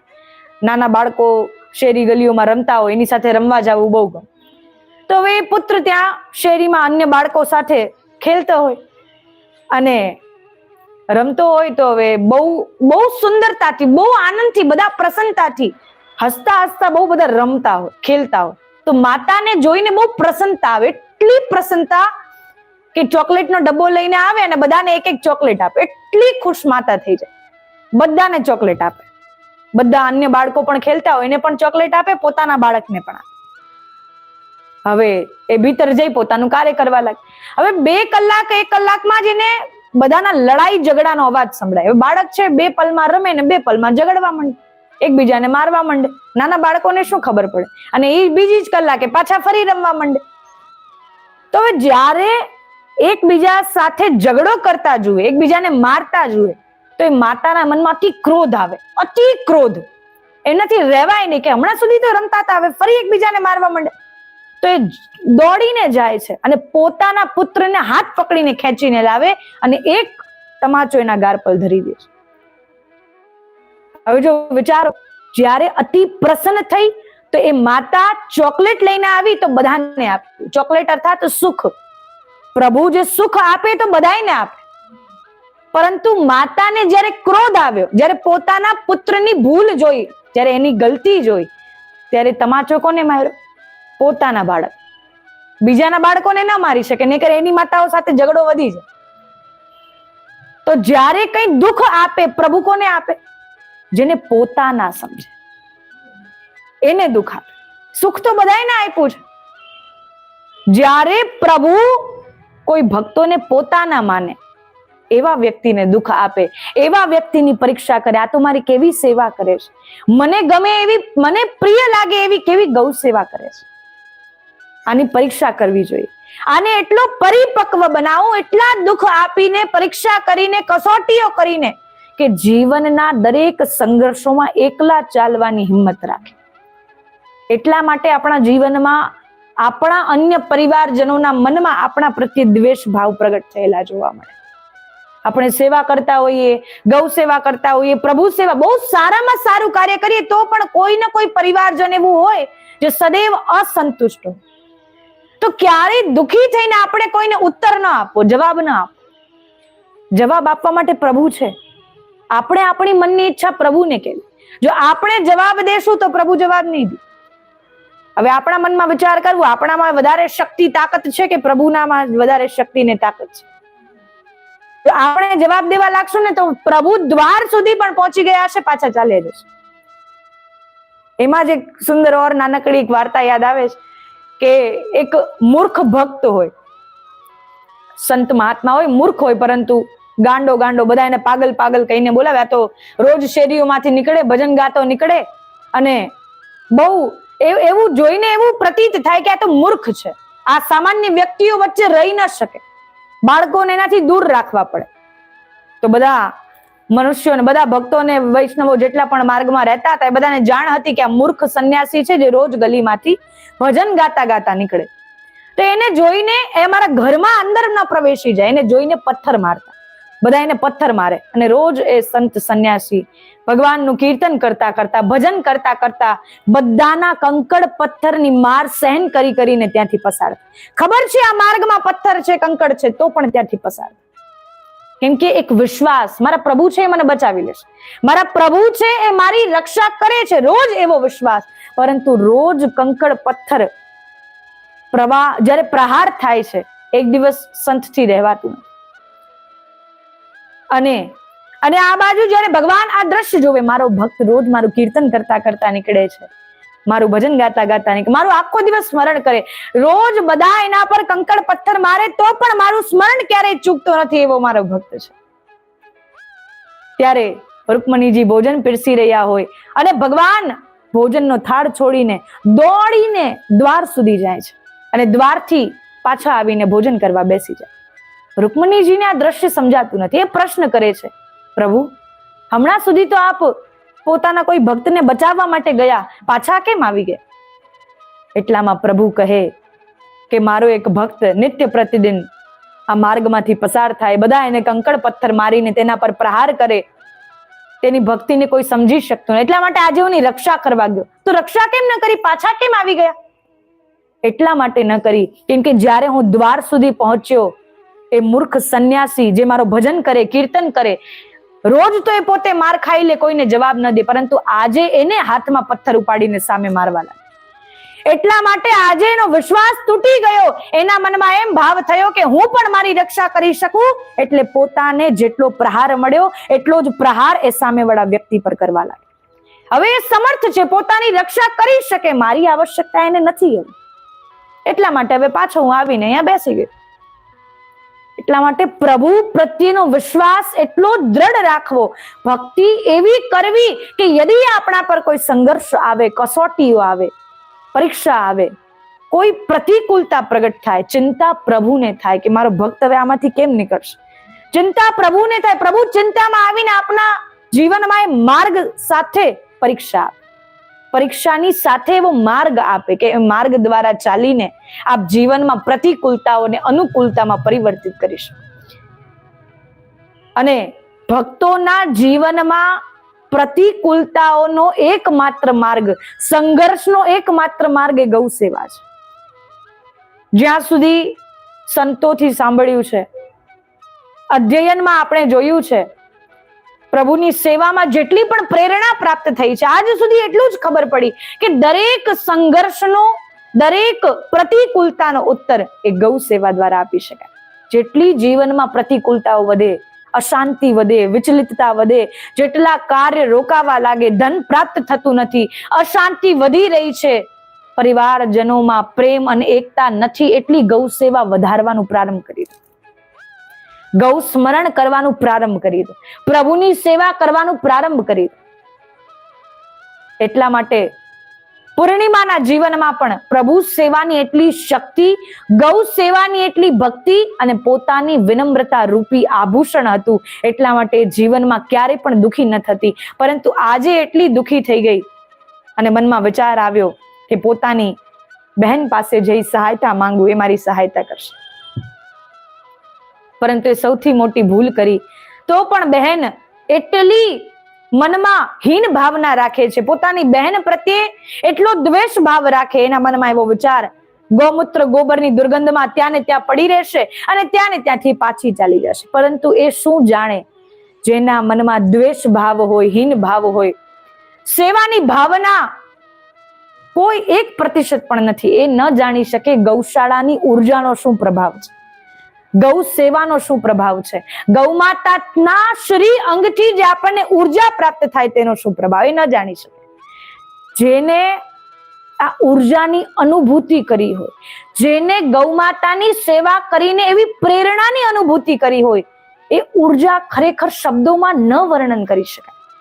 એવી ઉર્જા પ્રાપ્ત કરીને પૂર્ણિમાના મનમાં ભાવ આવે કે આ ગૌશાળા, આ ગોષ્ઠ, કેટલી ગંદકી અહીંયા ભરી છે, આને મારે સફાઈ કરી દેવી જોઈએ. ગૌશાળાની જ્યાં સુધી મારી બહેન આવે, હું અહીંયા પ્રતીક્ષા કરી રહ્યો છું, લાવો હું ગૌશાળાની સફાઈ કરી દઉં. જાણે ગૌશાળાની નહીં પરંતુ પોતાના દુઃખોનું માર્જન કરી રહી, ગૌશાળાનું માર્જન કરી નહીં પરંતુ પોતાના દુઃખોનું માર્જન કરી રહી છે. ગૌશાળાની સફાઈ પ્રારંભ કરે છે, સુંદર જલ દ્વારા ગૌશાળાની સફાઈ કરે, ગૌ માતાઓને રહેવાનું સ્થાન સુંદર અને સ્વચ્છ બનાવે, ગૌ માતાઓને આનંદ મળે, ગૌ માતાઓ પ્રસન્નતામાં રહી શકે, ગૌ માતાઓને સુંદર, શુદ્ધ, સાત્વિક ઉર્જા પ્રાપ્ત થઈ શકે, એવા ભાવથી સફાઈ કરી રહી છે. ગૌશાળાની સફાઈ કરી અને મનમાં એવો ભાવ પ્રગટ થાય કે આજે તો એટલી અદ્ભુત શાંતિ મળી રહી છે, એટલી અદ્ભુતતા, એટલી દિવ્યતા, એટલી મનમાં ભાવના પ્રગટ થઈ રહી છે કે એવી શાંતિ આજ સુધી કોઈ પણ સ્થાન પર મળી નથી. એવી શાંતિ, જાણે મનમાં બધા દુઃખ એ પૂર્ણિમા ભૂલી ગઈ છે. શું કરવા આવી હતી, પોતાની બહેન પાસે કઈ સહાયતા માંગવા આવી હતી, પણ બધું ભૂલી ગઈ. જો ગૌ સેવાનો એક મુખ્ય લાભ એ પણ છે કે જ્યારે ગૌમાતાની શરણમાં જશો ને, ભાવ સાથે શીશ નમાવશો ને, ગૌમાતા ક્યારે કોઈના સમક્ષ શીશ નહીં નમાવે. આપણે જઈને સામેથી આપણું શીશ નમાવીએ, આપણું સ્વમાન ઘટાડીએ, જુદી વાત છે. ગૌમાતા ક્યારે એવો અવસર નહીં આપે કે કોઈના સમક્ષ આ સંસારી મનુષ્યના સામે શીશ નમાવવું પડે, એના શરણમાં જવું પડે. ગૌમાતાના શરણમાં એટલી શક્તિ છે, ગૌમાતાના શરણમાં એટલી સામર્થ્યતા છે. એકવાર યદી એમના શરણમાં આપણે આપણું શીશ નમાવી દીધું, સંસારી મનુષ્યોના સામે જઈને મદદ માંગવાની, શીશ નમાવવાની આવશ્યકતા નથી. એકવાર કોઈ તકલીફ આવે, પીડા પહોંચાડે, જ્યારે દુઃખ આવે, વિપત્તિઓ આવે, ગૌમાતાને કહીને જો, ગૌમાતા પ્રતિ એવો ભાવ પ્રગટ કરો કે ગૌમાતા હવે આ તકલીફમાંથી તારનારી હવે આપ જ છો. જ્યારે એવો દ્રઢ વિશ્વાસ પ્રગટ કરીએ ત્યારે ગૌમાતા એ વિશ્વાસને કર્તવ્ય રૂપી સમજીને આપણા જીવનમાં આપણને પુણ્ય પ્રદાન કરે છે. એટલો અદ્ભુત ભાવ એ ગૌમાતાનો છે. આપણે જ્યારે ગૌના ઉર્જાના સંપર્કમાં આવીએ છીએ, આપણા મનમાં રહેલી ચિંતાઓ, આપણા મનમાં રહેલી બાધાઓ, અડચણો એ ગૌમાતા જાણી લે છે.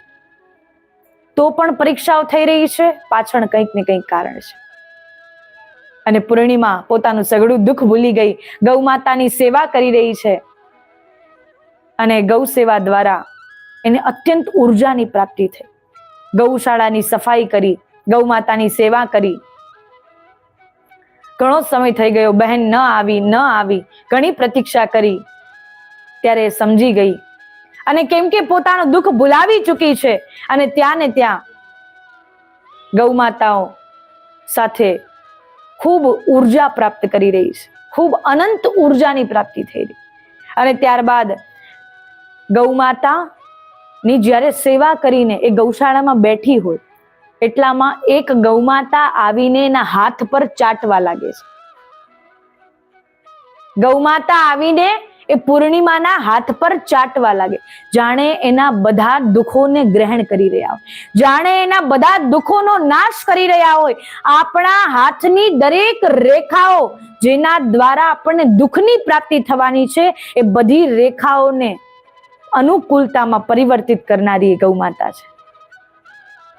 એ બધી રેખાઓમાં સુખની પૂર્તિ કરનારી, આનંદની પૂર્તિ કરનારી એ ગૌમાતા છે. ગૌમાતા આવે અને પૂર્ણિમાની સેવાથી એટલા પ્રસન્ન થાય, એની હથેળીને હાથને ચાટવા લાગે છે. એના બધા દુઃખોને, પાપોને, ગત જન્મના પાપોને ગ્રહણ કરી લે, પાપોનો નાશ કરી દે.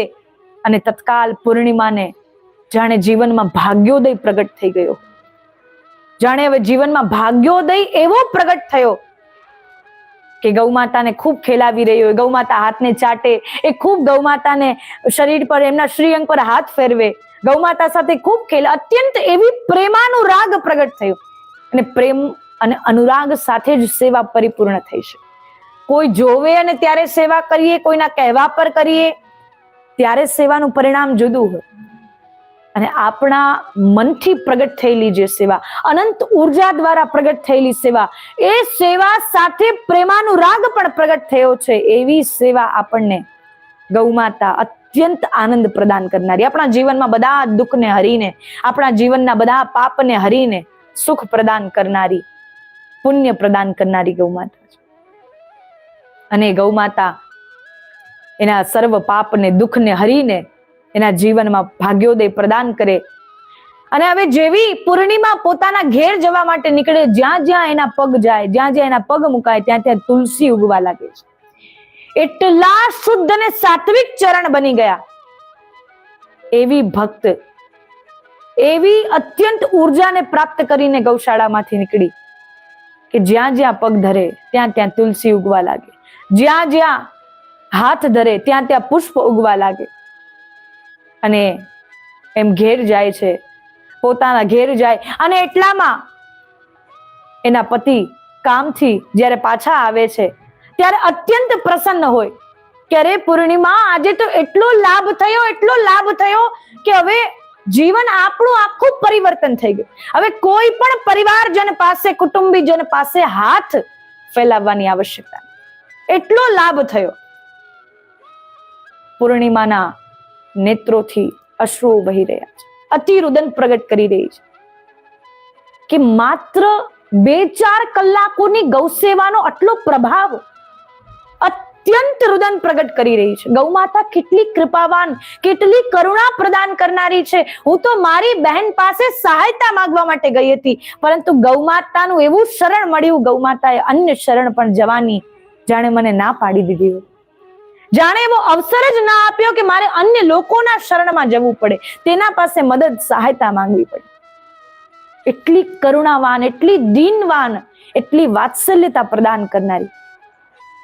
જો સામાન્ય લૌકિક માતા પણ હોય ને, જેને આપણે જન્મ આપ્યો, એને માતા ન કહીને એના પાસે જે આપણે ઈચ્છાઓ પ્રગટ કરીએ કે આજે આ ભોજન કરવાની ઈચ્છા છે, માતા જ્યારે પિતાથી પણ કોઈ ઈચ્છાઓ પૂર્ણ કરવાવી, આપણે પહેલા માતાને કહીએ. નાના બાળકો હોય એ પહેલા મમ્મીથી કહે કે મારી આ ઈચ્છા છે, મારે સ્કૂલમાં કોઈ પ્રવાસમાં જવું છે, કોઈ વસ્તુઓ લેવી છે, ત્યારે એ બધી મનોકામનાઓ, ઈચ્છાઓ એ માતા પૂર્ણ કરે.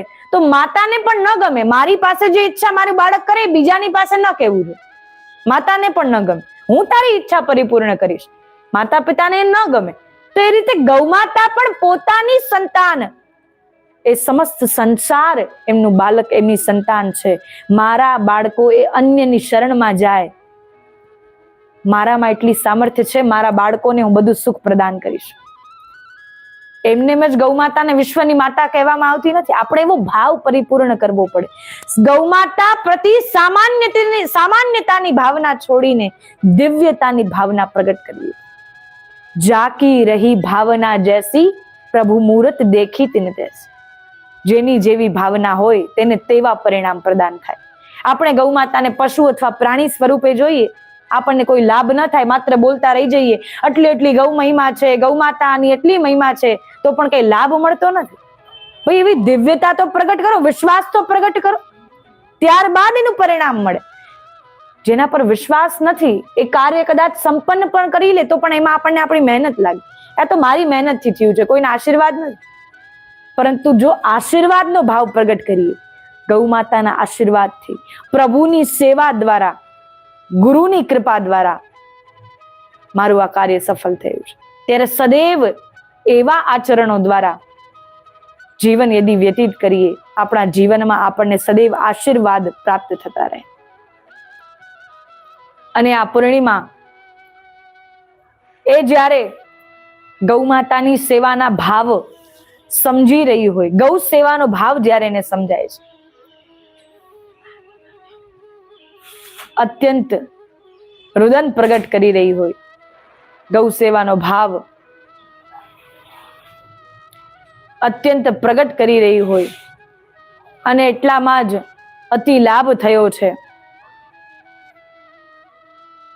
અને જ્યારે નાની કુટિયામાં રહેતા હતા, નાના મકાનમાં રહેતા હતા, અને હવે એ જ મકાન ક્યારે રાજમહેલમાં પરિવર્તિત થઈ ગયું તેની જાણ ન રહે.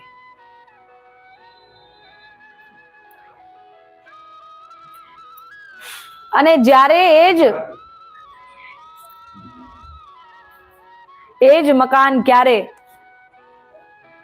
રાજમહેલમાં પરિવર્તિત થયું, અત્યંત સુખ, અત્યંત લાભ ક્યારે પ્રદાન થવા લાગ્યા તેની પણ જાણ ન રહી.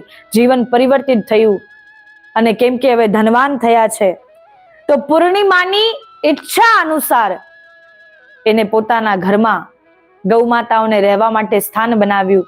ગૌ માતાઓને સેવા કરવા લાગી. પોતાના ઘરમાં પણ અનેક ગૌ માતાઓને રાખી, જેની સેવા થઈ રહી હોય, અને એ સેવા દ્વારા પોતાનું જીવન વ્યતીત કરી રહી છે. અને જ્યારે ગૌ સેવા થઈ રહી હોય, સુંદર ધન પ્રાપ્ત થઈ રહ્યું છે, લાભ પ્રાપ્ત થઈ રહ્યા છે, એ લાભ દ્વારા એ ગૌ સેવા કરી રહી છે. કેમ કે હવે એના મનમાં એવો ભાવ કે ગૌ માતાની સેવા કરીને જ મારા જીવનમાં આટલો લાભ થયો.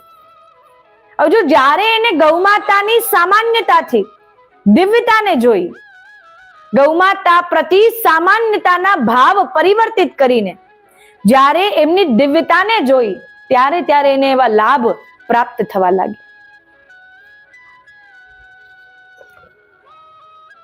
અને એટલા માટે જ જ્યારે જ્યારે સામાન્યતાના ભાવ દિવ્યતામાં પરિવર્તિત થાય, ગૌમાતા એવા એવા લાભ પ્રદાન કરવા લાગે. કેમ કે ગૌમાતા માત્ર પ્રસન્ન થઈ રહી નથી ને, સાક્ષાત પ્રભુ પ્રસન્ન થઈ રહ્યા છે. પ્રભુ જે સદૈવ ગૌમાતાના મધ્યમાં રહે છે, આગે ગાય પાછે ગાય, ઇત ગાય ઉત ગાય, ગોવિંદ કો ગૈયન में बसी वोई भावे, गैयन संग धावे, गैयन में सच पावे, गैयन की खूर रज अंग लिपटावे, गैयन सो ब्रज छायो बैकुंठ बिसरायो, गैयन के हेत गिरी कर ले उठावे, छीत स्वामी गिरधारी विठलेश वपुधारी, ग्वारिया को भेष धरे गैयन में आवे. કે પ્રભુને ગૌમાતા એટલી પ્રિય, સદૈવ ગૌમાતાની આસપાસ રહે. એટલા માટે માત્ર ગૌમાતા પ્રસન્ન થઈ રહી નથી, સાક્ષાત પ્રભુ પ્રસન્ન થઈ રહ્યા છે. સાક્ષાત પ્રભુની પ્રસન્નતા આપણને પ્રાપ્ત થઈ રહી છે. પૂર્ણિમાનું સંપૂર્ણ જીવન પરિવર્તિત થવા લાગ્યું, અને જ્યારે જીવન પરિવર્તિત થવા લાગ્યું ત્યારે જીવનમાં અતિ પ્રસન્નતા આવવા લાગી, જીવન પરિવર્તિત થવા લાગ્યું છે. સમય સમયની બલિહારી છે. આજે પૂર્ણિમાને આવશ્યકતા, આજે પૂર્ણિમાને ધનની આવશ્યકતા હતી, એને મદદની આવશ્યકતા હતી, પરંતુ સમય સમયની બલિહારી, આજે આપણો સારો સમય છે તો આપણને સુંદર સારા ધનની પ્રાપ્તિ થાય, અને જો આપણો સમય નથી તો આપણને ધન પ્રાપ્ત થતું નથી. અને એટલા માટે જ હવે જે રીતે પૂર્ણિમાનો સમય નિર્ધનતાથી વ્યતીત થઈ રહ્યું હતું, એનું જીવન નિર્ધનતાથી વ્યતીત થઈ રહ્યું હતું, એ જ રીતે હવે જ્યારે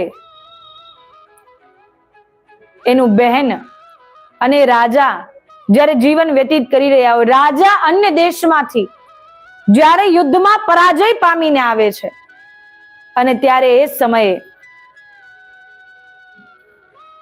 રાજા જ્યારે પરાજય પામીને આવે અને પોતાની સઘળી ધન સંપત્તિ એ લૂંટાઈ જાય છે.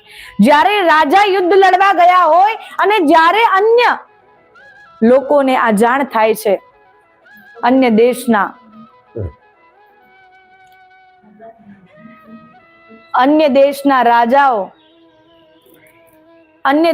રાજાઓને જ્યારે જાણ થાય છે કે હવે રાજા યુદ્ધમાં પરાજય પામ્યા છે, ત્યારે રાજાની સઘળી ધન સંપત્તિ ખજાનો લૂંટીને ચાલ્યા જાય છે. હવે જે રીતે પૂર્ણિમાનું જીવન નિર્ધનતાથી વ્યતીત થઈ રહ્યું હતું, એની બહેન અમાવસ્યાના જીવનમાં પણ નિર્ધનતા આવી ગઈ. રાજાનું સઘળું ધન લૂંટાઈ ગયું, ખજાનો લૂંટાઈ ગયો, રાજા યુદ્ધમાં પરાજય પામ્યા. તો હવે માત્ર રાજમહેલ જ શેષ રહ્યું. રાજમહેલમાં કોઈ સુખ સુવિધા, વૈભવ, ઐશ્વર્ય ન રહી. અને કોઈ સુખ સુવિધા ન રહ્યું એવું રાજમહેલ શું કામનું, જ્યાં અન્નનો એક દાણો પણ ન. બધા આવીને લૂંટીને લઈ ગયા. રાજા ઘરમાં છે નહીં કે બચાવી શકે, રાજાની સેના એ યુદ્ધમાં ગઈ છે. એટલે એકમાત્ર હવે નિર્ધનતા જીવનમાં પ્રવેશ કરી ગઈ છે. નિર્ધનતા આવી. હવે અમાવસ્યાના જીવનમાં પણ ધનની ખોટ આવી, અન્નની ખોટ આવી. જીવનભર સદૈવ અહંકારમાં જીવન વ્યતીત કર્યું છે. જીવનભર સદૈવ પોતાના રૂપનો, પોતાના સૌંદર્યતાનો એટલો મદ, એટલો અહંકાર, પોતાના ધનવાનતાનો એટલો અહંકાર, રાજમહેલનો એટલો અહંકાર, સુખ સુવિધા ઐશ્વર્યનો એટલો અહંકાર. એટલા માટે હવે એ જ જેના કારણે એને અહંકાર હતો, એ કંઈ પણ એની પાસે રહ્યું નથી. અને એ જ એની પાસે રહ્યું નથી. હવે એને મદદની આવશ્યકતા છે, સહાયતા જોઈએ. રાજમહેલ પાસે જ એની બહેન પૂર્ણિમાએ ધનવાનતા બનીને, ધન પ્રાપ્ત કરીને ત્યાં ઘર બનાવ્યું હોય, ગૌશાળા બનાવી હોય. મનમાં વિચાર આવે, હવે ક્યાં જઈએ, શું કરીએ, કોણ અમારી સહાયતા કરશે, કોણ અમારી મદદ કરશે. મનમાં વિચાર આવે કે મારી બહેન જેની સાથે મારો ઉછેર થયો, જેની સાથે હું મોટી થઈ છું, જેની સાથે મારું જીવન વ્યતીત થયું છે, મારી એ જ બહેન હવે મારી સહાયતા કરી છે. જે બહેન પાસે જ્યારે નિર્ધનતા હતી એની પાસે સહાયતા માંગવા આવી ત્યારે બહેન ને બહેન માનવા તૈયાર નહોતી, અને જ્યારે પોતાની પરિસ્થિતિ એવી આવી ત્યારે બહેન સાથે ઉછેર થયો, બહેન મારી બહેન છે, એ બધું સ્મરણ આવી ગયું. પરિસ્થિતિ ભલભલાને પોતાના પરિવારની યાદ કરાવી દે છે.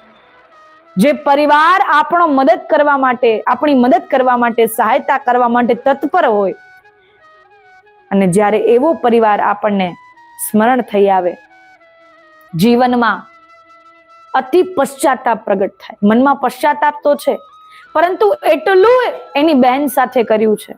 ક્ષમા યાચના કયા મોઢે માંગવી એ શરમ આવે છે, લજ્જા પ્રગટ થાય છે.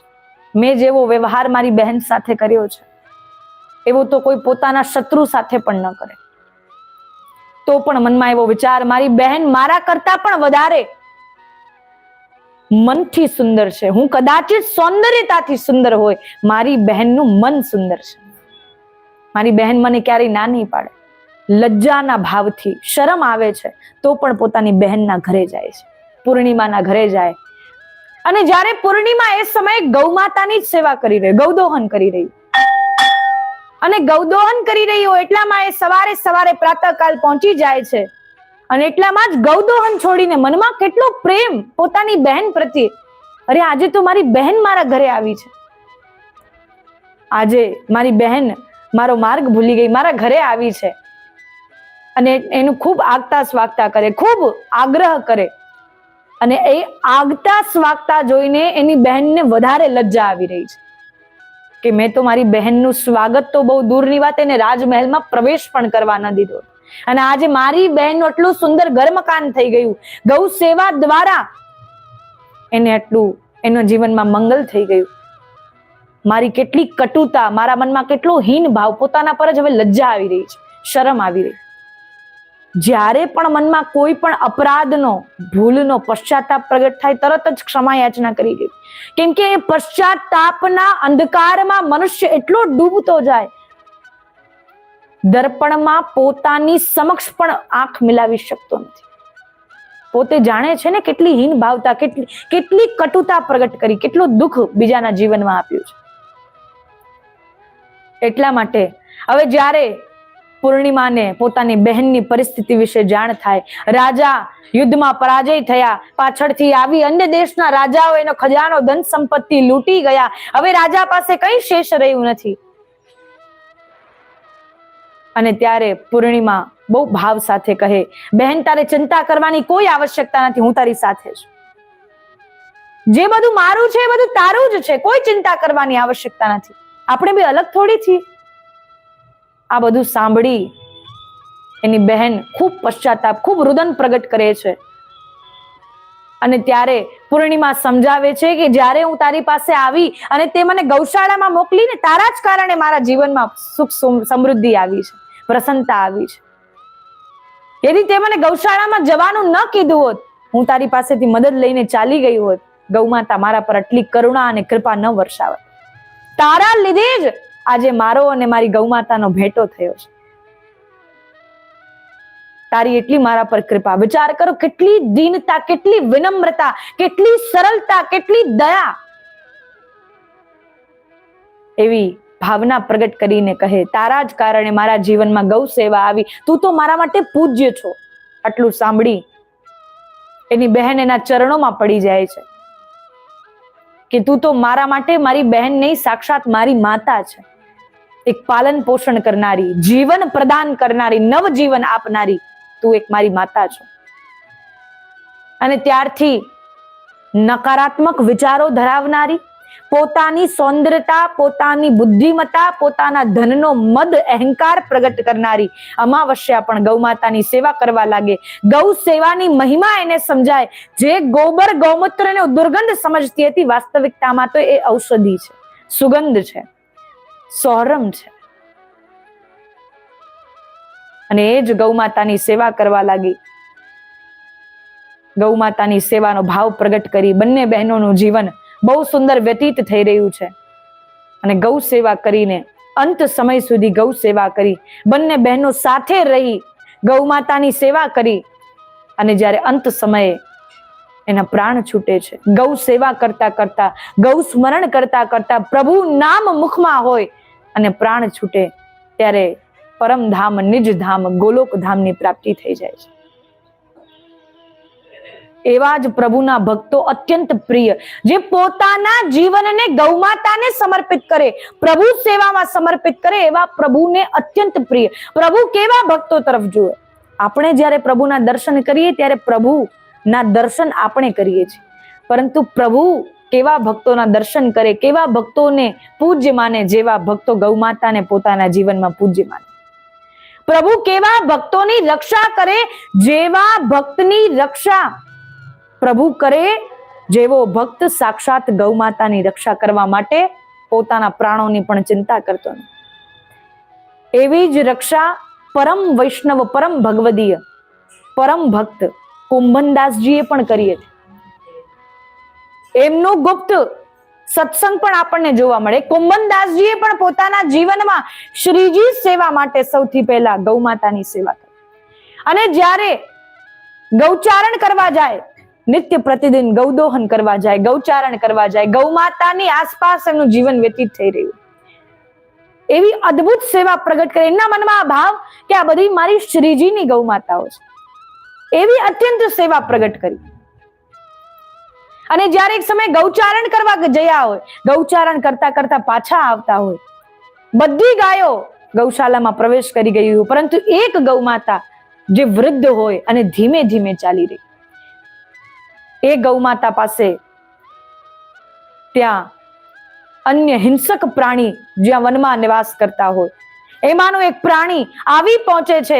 અને જ્યારે એ વાઘ ત્યાં આવી પહોંચે, ગૌમાતા પર પ્રહાર કરવાનો હોય, અને એ જ સમયે કુંભનદાસજી પણ ગૌમાતાના રક્ષામાં, ગૌમાતાના બચાવમાં એ વાઘના આડા આવી જાય, અને ત્યારે પોતાના લઠ્ઠથી, પોતાની લાઠીથી એ વાઘને ભગાવવાનો પ્રયાસ કરે.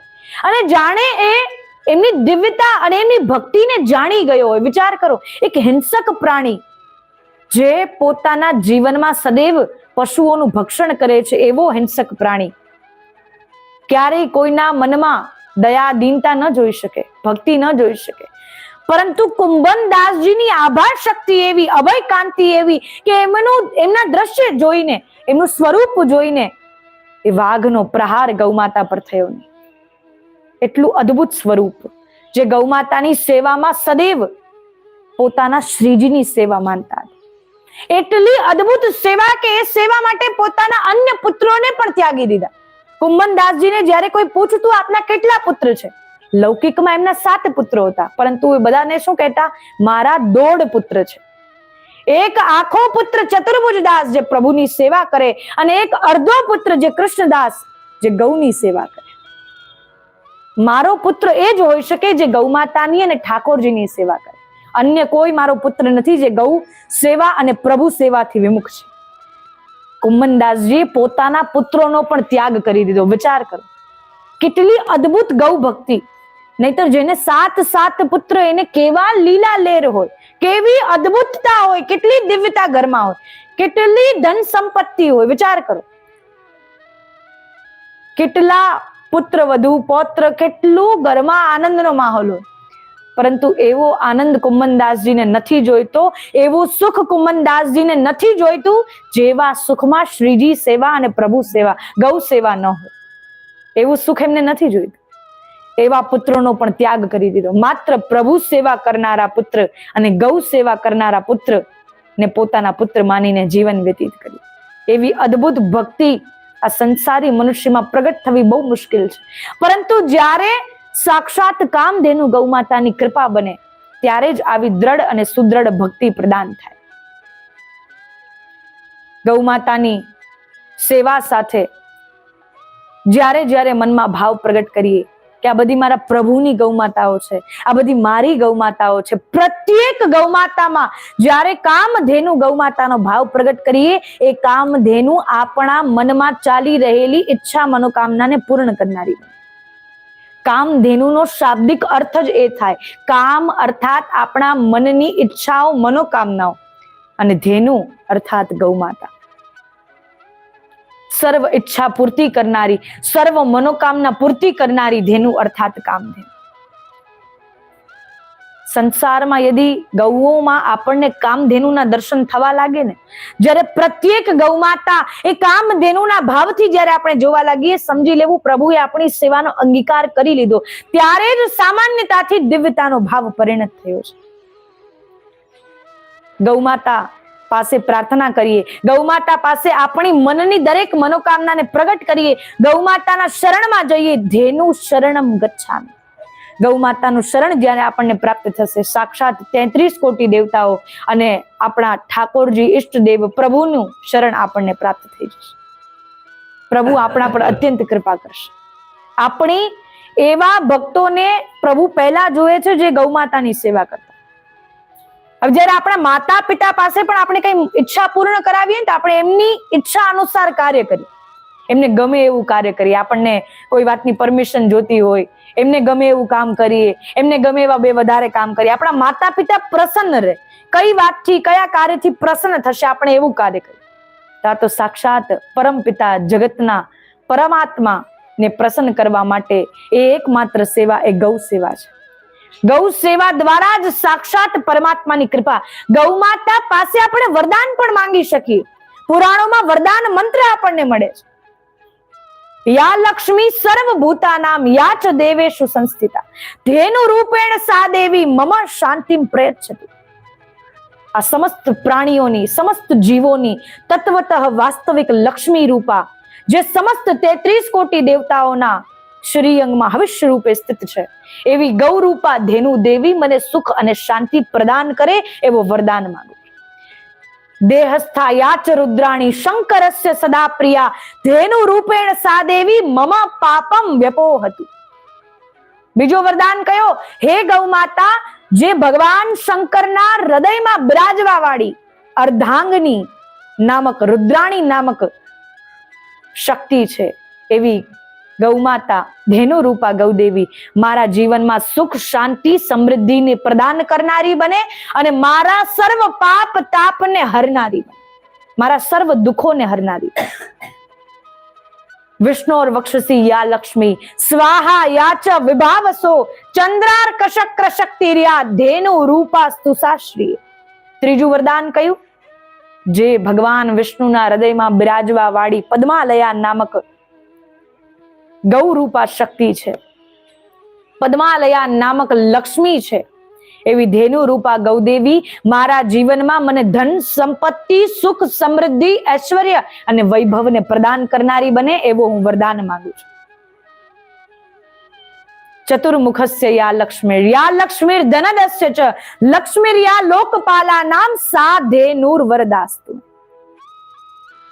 ચતુર્મુખ બ્રહ્માજીની જે આદિ શક્તિ રૂપા વિદ્યાની સરસ્વતી દેવી છે, એવી ગૌ રૂપા ધેનુ દેવી મને બુદ્ધિ પ્રદાન કરનારી બને, તંદુરસ્તી પ્રદાન કરનારી બને, મારા સંતાનોને તંદુરસ્તી પ્રદાન કરનારી બને એવું હું વરદાન માંગુ છું. સ્વદાયા પિતૃ મુખ્યા નામ સ્વાહા યજ્ઞ ભુજામ ચયા સર્વ પાપ હરા દેનુ તસ્માત શાંતિ પ્રયચ્છમ. જે મારા પિતૃઓને પ્રસન્ન કરનારી દેવી છે, પિતૃઓની સર્વશ્રેષ્ઠ પિતૃઓની સ્વદા નામક સહાયિકા શક્તિ છે, યજ્ઞભૂક દેવતાઓની સ્વાહા નામક શક્તિ છે, એવી ગૌરૂપા ધેનુ દેવી મારા જીવનમાં સર્વ પાપ તાપને હરીને સર્વ પુણ્ય પ્રદાન કરનારી બને, મારા પિતૃઓનો ઉદ્ધાર કરનારી બને, મારા જીવનમાં દરેક દોષ અપરાધોનો નાશ કરનારી બને એવો હું વરદાન માંગુ છું. ગૌ માતા પાસે એવા વરદાનનો ભાવ પ્રગટ કરીએ. દરેક ભગવદીયના જીવનમાં, ભક્તોના જીવનમાં એમને ગૌ સેવા કરીને કઈ પ્રકારે પ્રભુની પ્રાપ્તિ કરી, કઈ પ્રકારે પ્રભુની કૃપા પ્રાપ્ત કરી, પ્રભુએ કઈ પ્રકારે એમની દીન ભાવના જોઈ, ગૌ સેવાને જોઈને એમને સહાનુભૂતિ જતાવી. આપણે એ ભક્તોના જીવન ચરિત્રોને નિત્ય પ્રતિદિન શ્રવણ કરીએ, ગૌ મહિમાને શ્રવણ કરીએ અને આપણા જીવનનો, આપણા સંતાનોનો, આપણા પૂર્વજોનો, આપણા પિતૃઓનો ઉદ્ધાર કરવામાં આપણે સહાયક બનીએ. આ જ રીતે આજે ગૌ કૃપા અમૃત વાણીનો 11મો દિવસ છે. આપણે નિત્ય પ્રતિદિન ભાવ સાથે આ ગૌ કૃપા અમૃત વાણીને શ્રવણ કરી છે. આપણા કર્ણોદ્વાર દ્વારા જે પણ શ્રોતાજનોએ 11 દિવસની પૂર્ણ આ ગૌ કૃપા અમૃત વાણીને શ્રવણ કરી છે, નિશ્ચય એમના પિતૃઓનો ઉદ્ધાર થાય, એમના પિતૃઓ એમના પર અમી વર્ષા વર્ષાવે, એવી જ સદૈવ મનમાં પ્રેરણા અને પ્રાર્થના સાથે નિત્ય પ્રતિદિન આપણે આ ગૌ મહિમાને શ્રવણ કરતા રહીએ.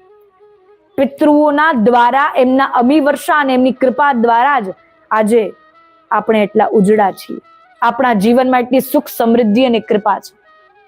અને પિતૃઓને પ્રસન્ન કરનારી, પિતૃઓને તારનારી, તેમને ઉદ્ધાર કરનારી, જે પણ યોનિમાં અત્યારે બિરાજમાન છે ત્યાંથી તેમનો ઉત્થાન કરનારી એ માત્ર એ ગૌ માતા છે. ગૌ સેવા દ્વારા, ગૌ મહિમા શ્રવણ દ્વારા આપના પિતૃઓનો ઉદ્ધાર કરીએ. આપણા પિતૃઓ જે પણ સ્થાનથી પધાર્યા છે, જ્યાં પણ ભટકતા હોય તેમને મોક્ષની પ્રાપ્તિ થાય, પરમધામ ગોલોકધામની પ્રાપ્તિ થાય અને પુનઃ ગોલોકધામમાં સ્થાન મળે એવી પ્રાર્થના કરીએ, વિનંતી કરીએ. ગૌ માતા પાસે નિત્ય પ્રતિદિન આપણી ઈચ્છા મનોકામનાને પ્રગટ કરીએ, ધેનુનું શરણ પ્રાપ્ત કરીએ તેવી ભાવનાથી આજની આ ગૌ કૃપા અમૃત વાણીને અહીં જ વિરામ કરીએ. અને આપણા જીવનમાં જ્યારે પણ આપણને સુખની પ્રાપ્તિ થાય, આનંદની પ્રાપ્તિ થાય, એ સુખ અને આનંદને જ્યારે ગૌ સેવા રૂપી જોવાનું પ્રારંભ કરી દઈશું ત્યારે ગૌ કૃપા અને ગૌઓની દિવ્યતાનો ભાવ આપણા જીવનમાં તેની વૃદ્ધિ થવા લાગશે. પિતૃઓના અમી વર્ષાના ભાવથી, પ્રભુના શરણ, પ્રભુના સાનિધ્યના ભાવથી અને શ્રી કામધેનુ ગૌ માતાની કૃપાના ભાવ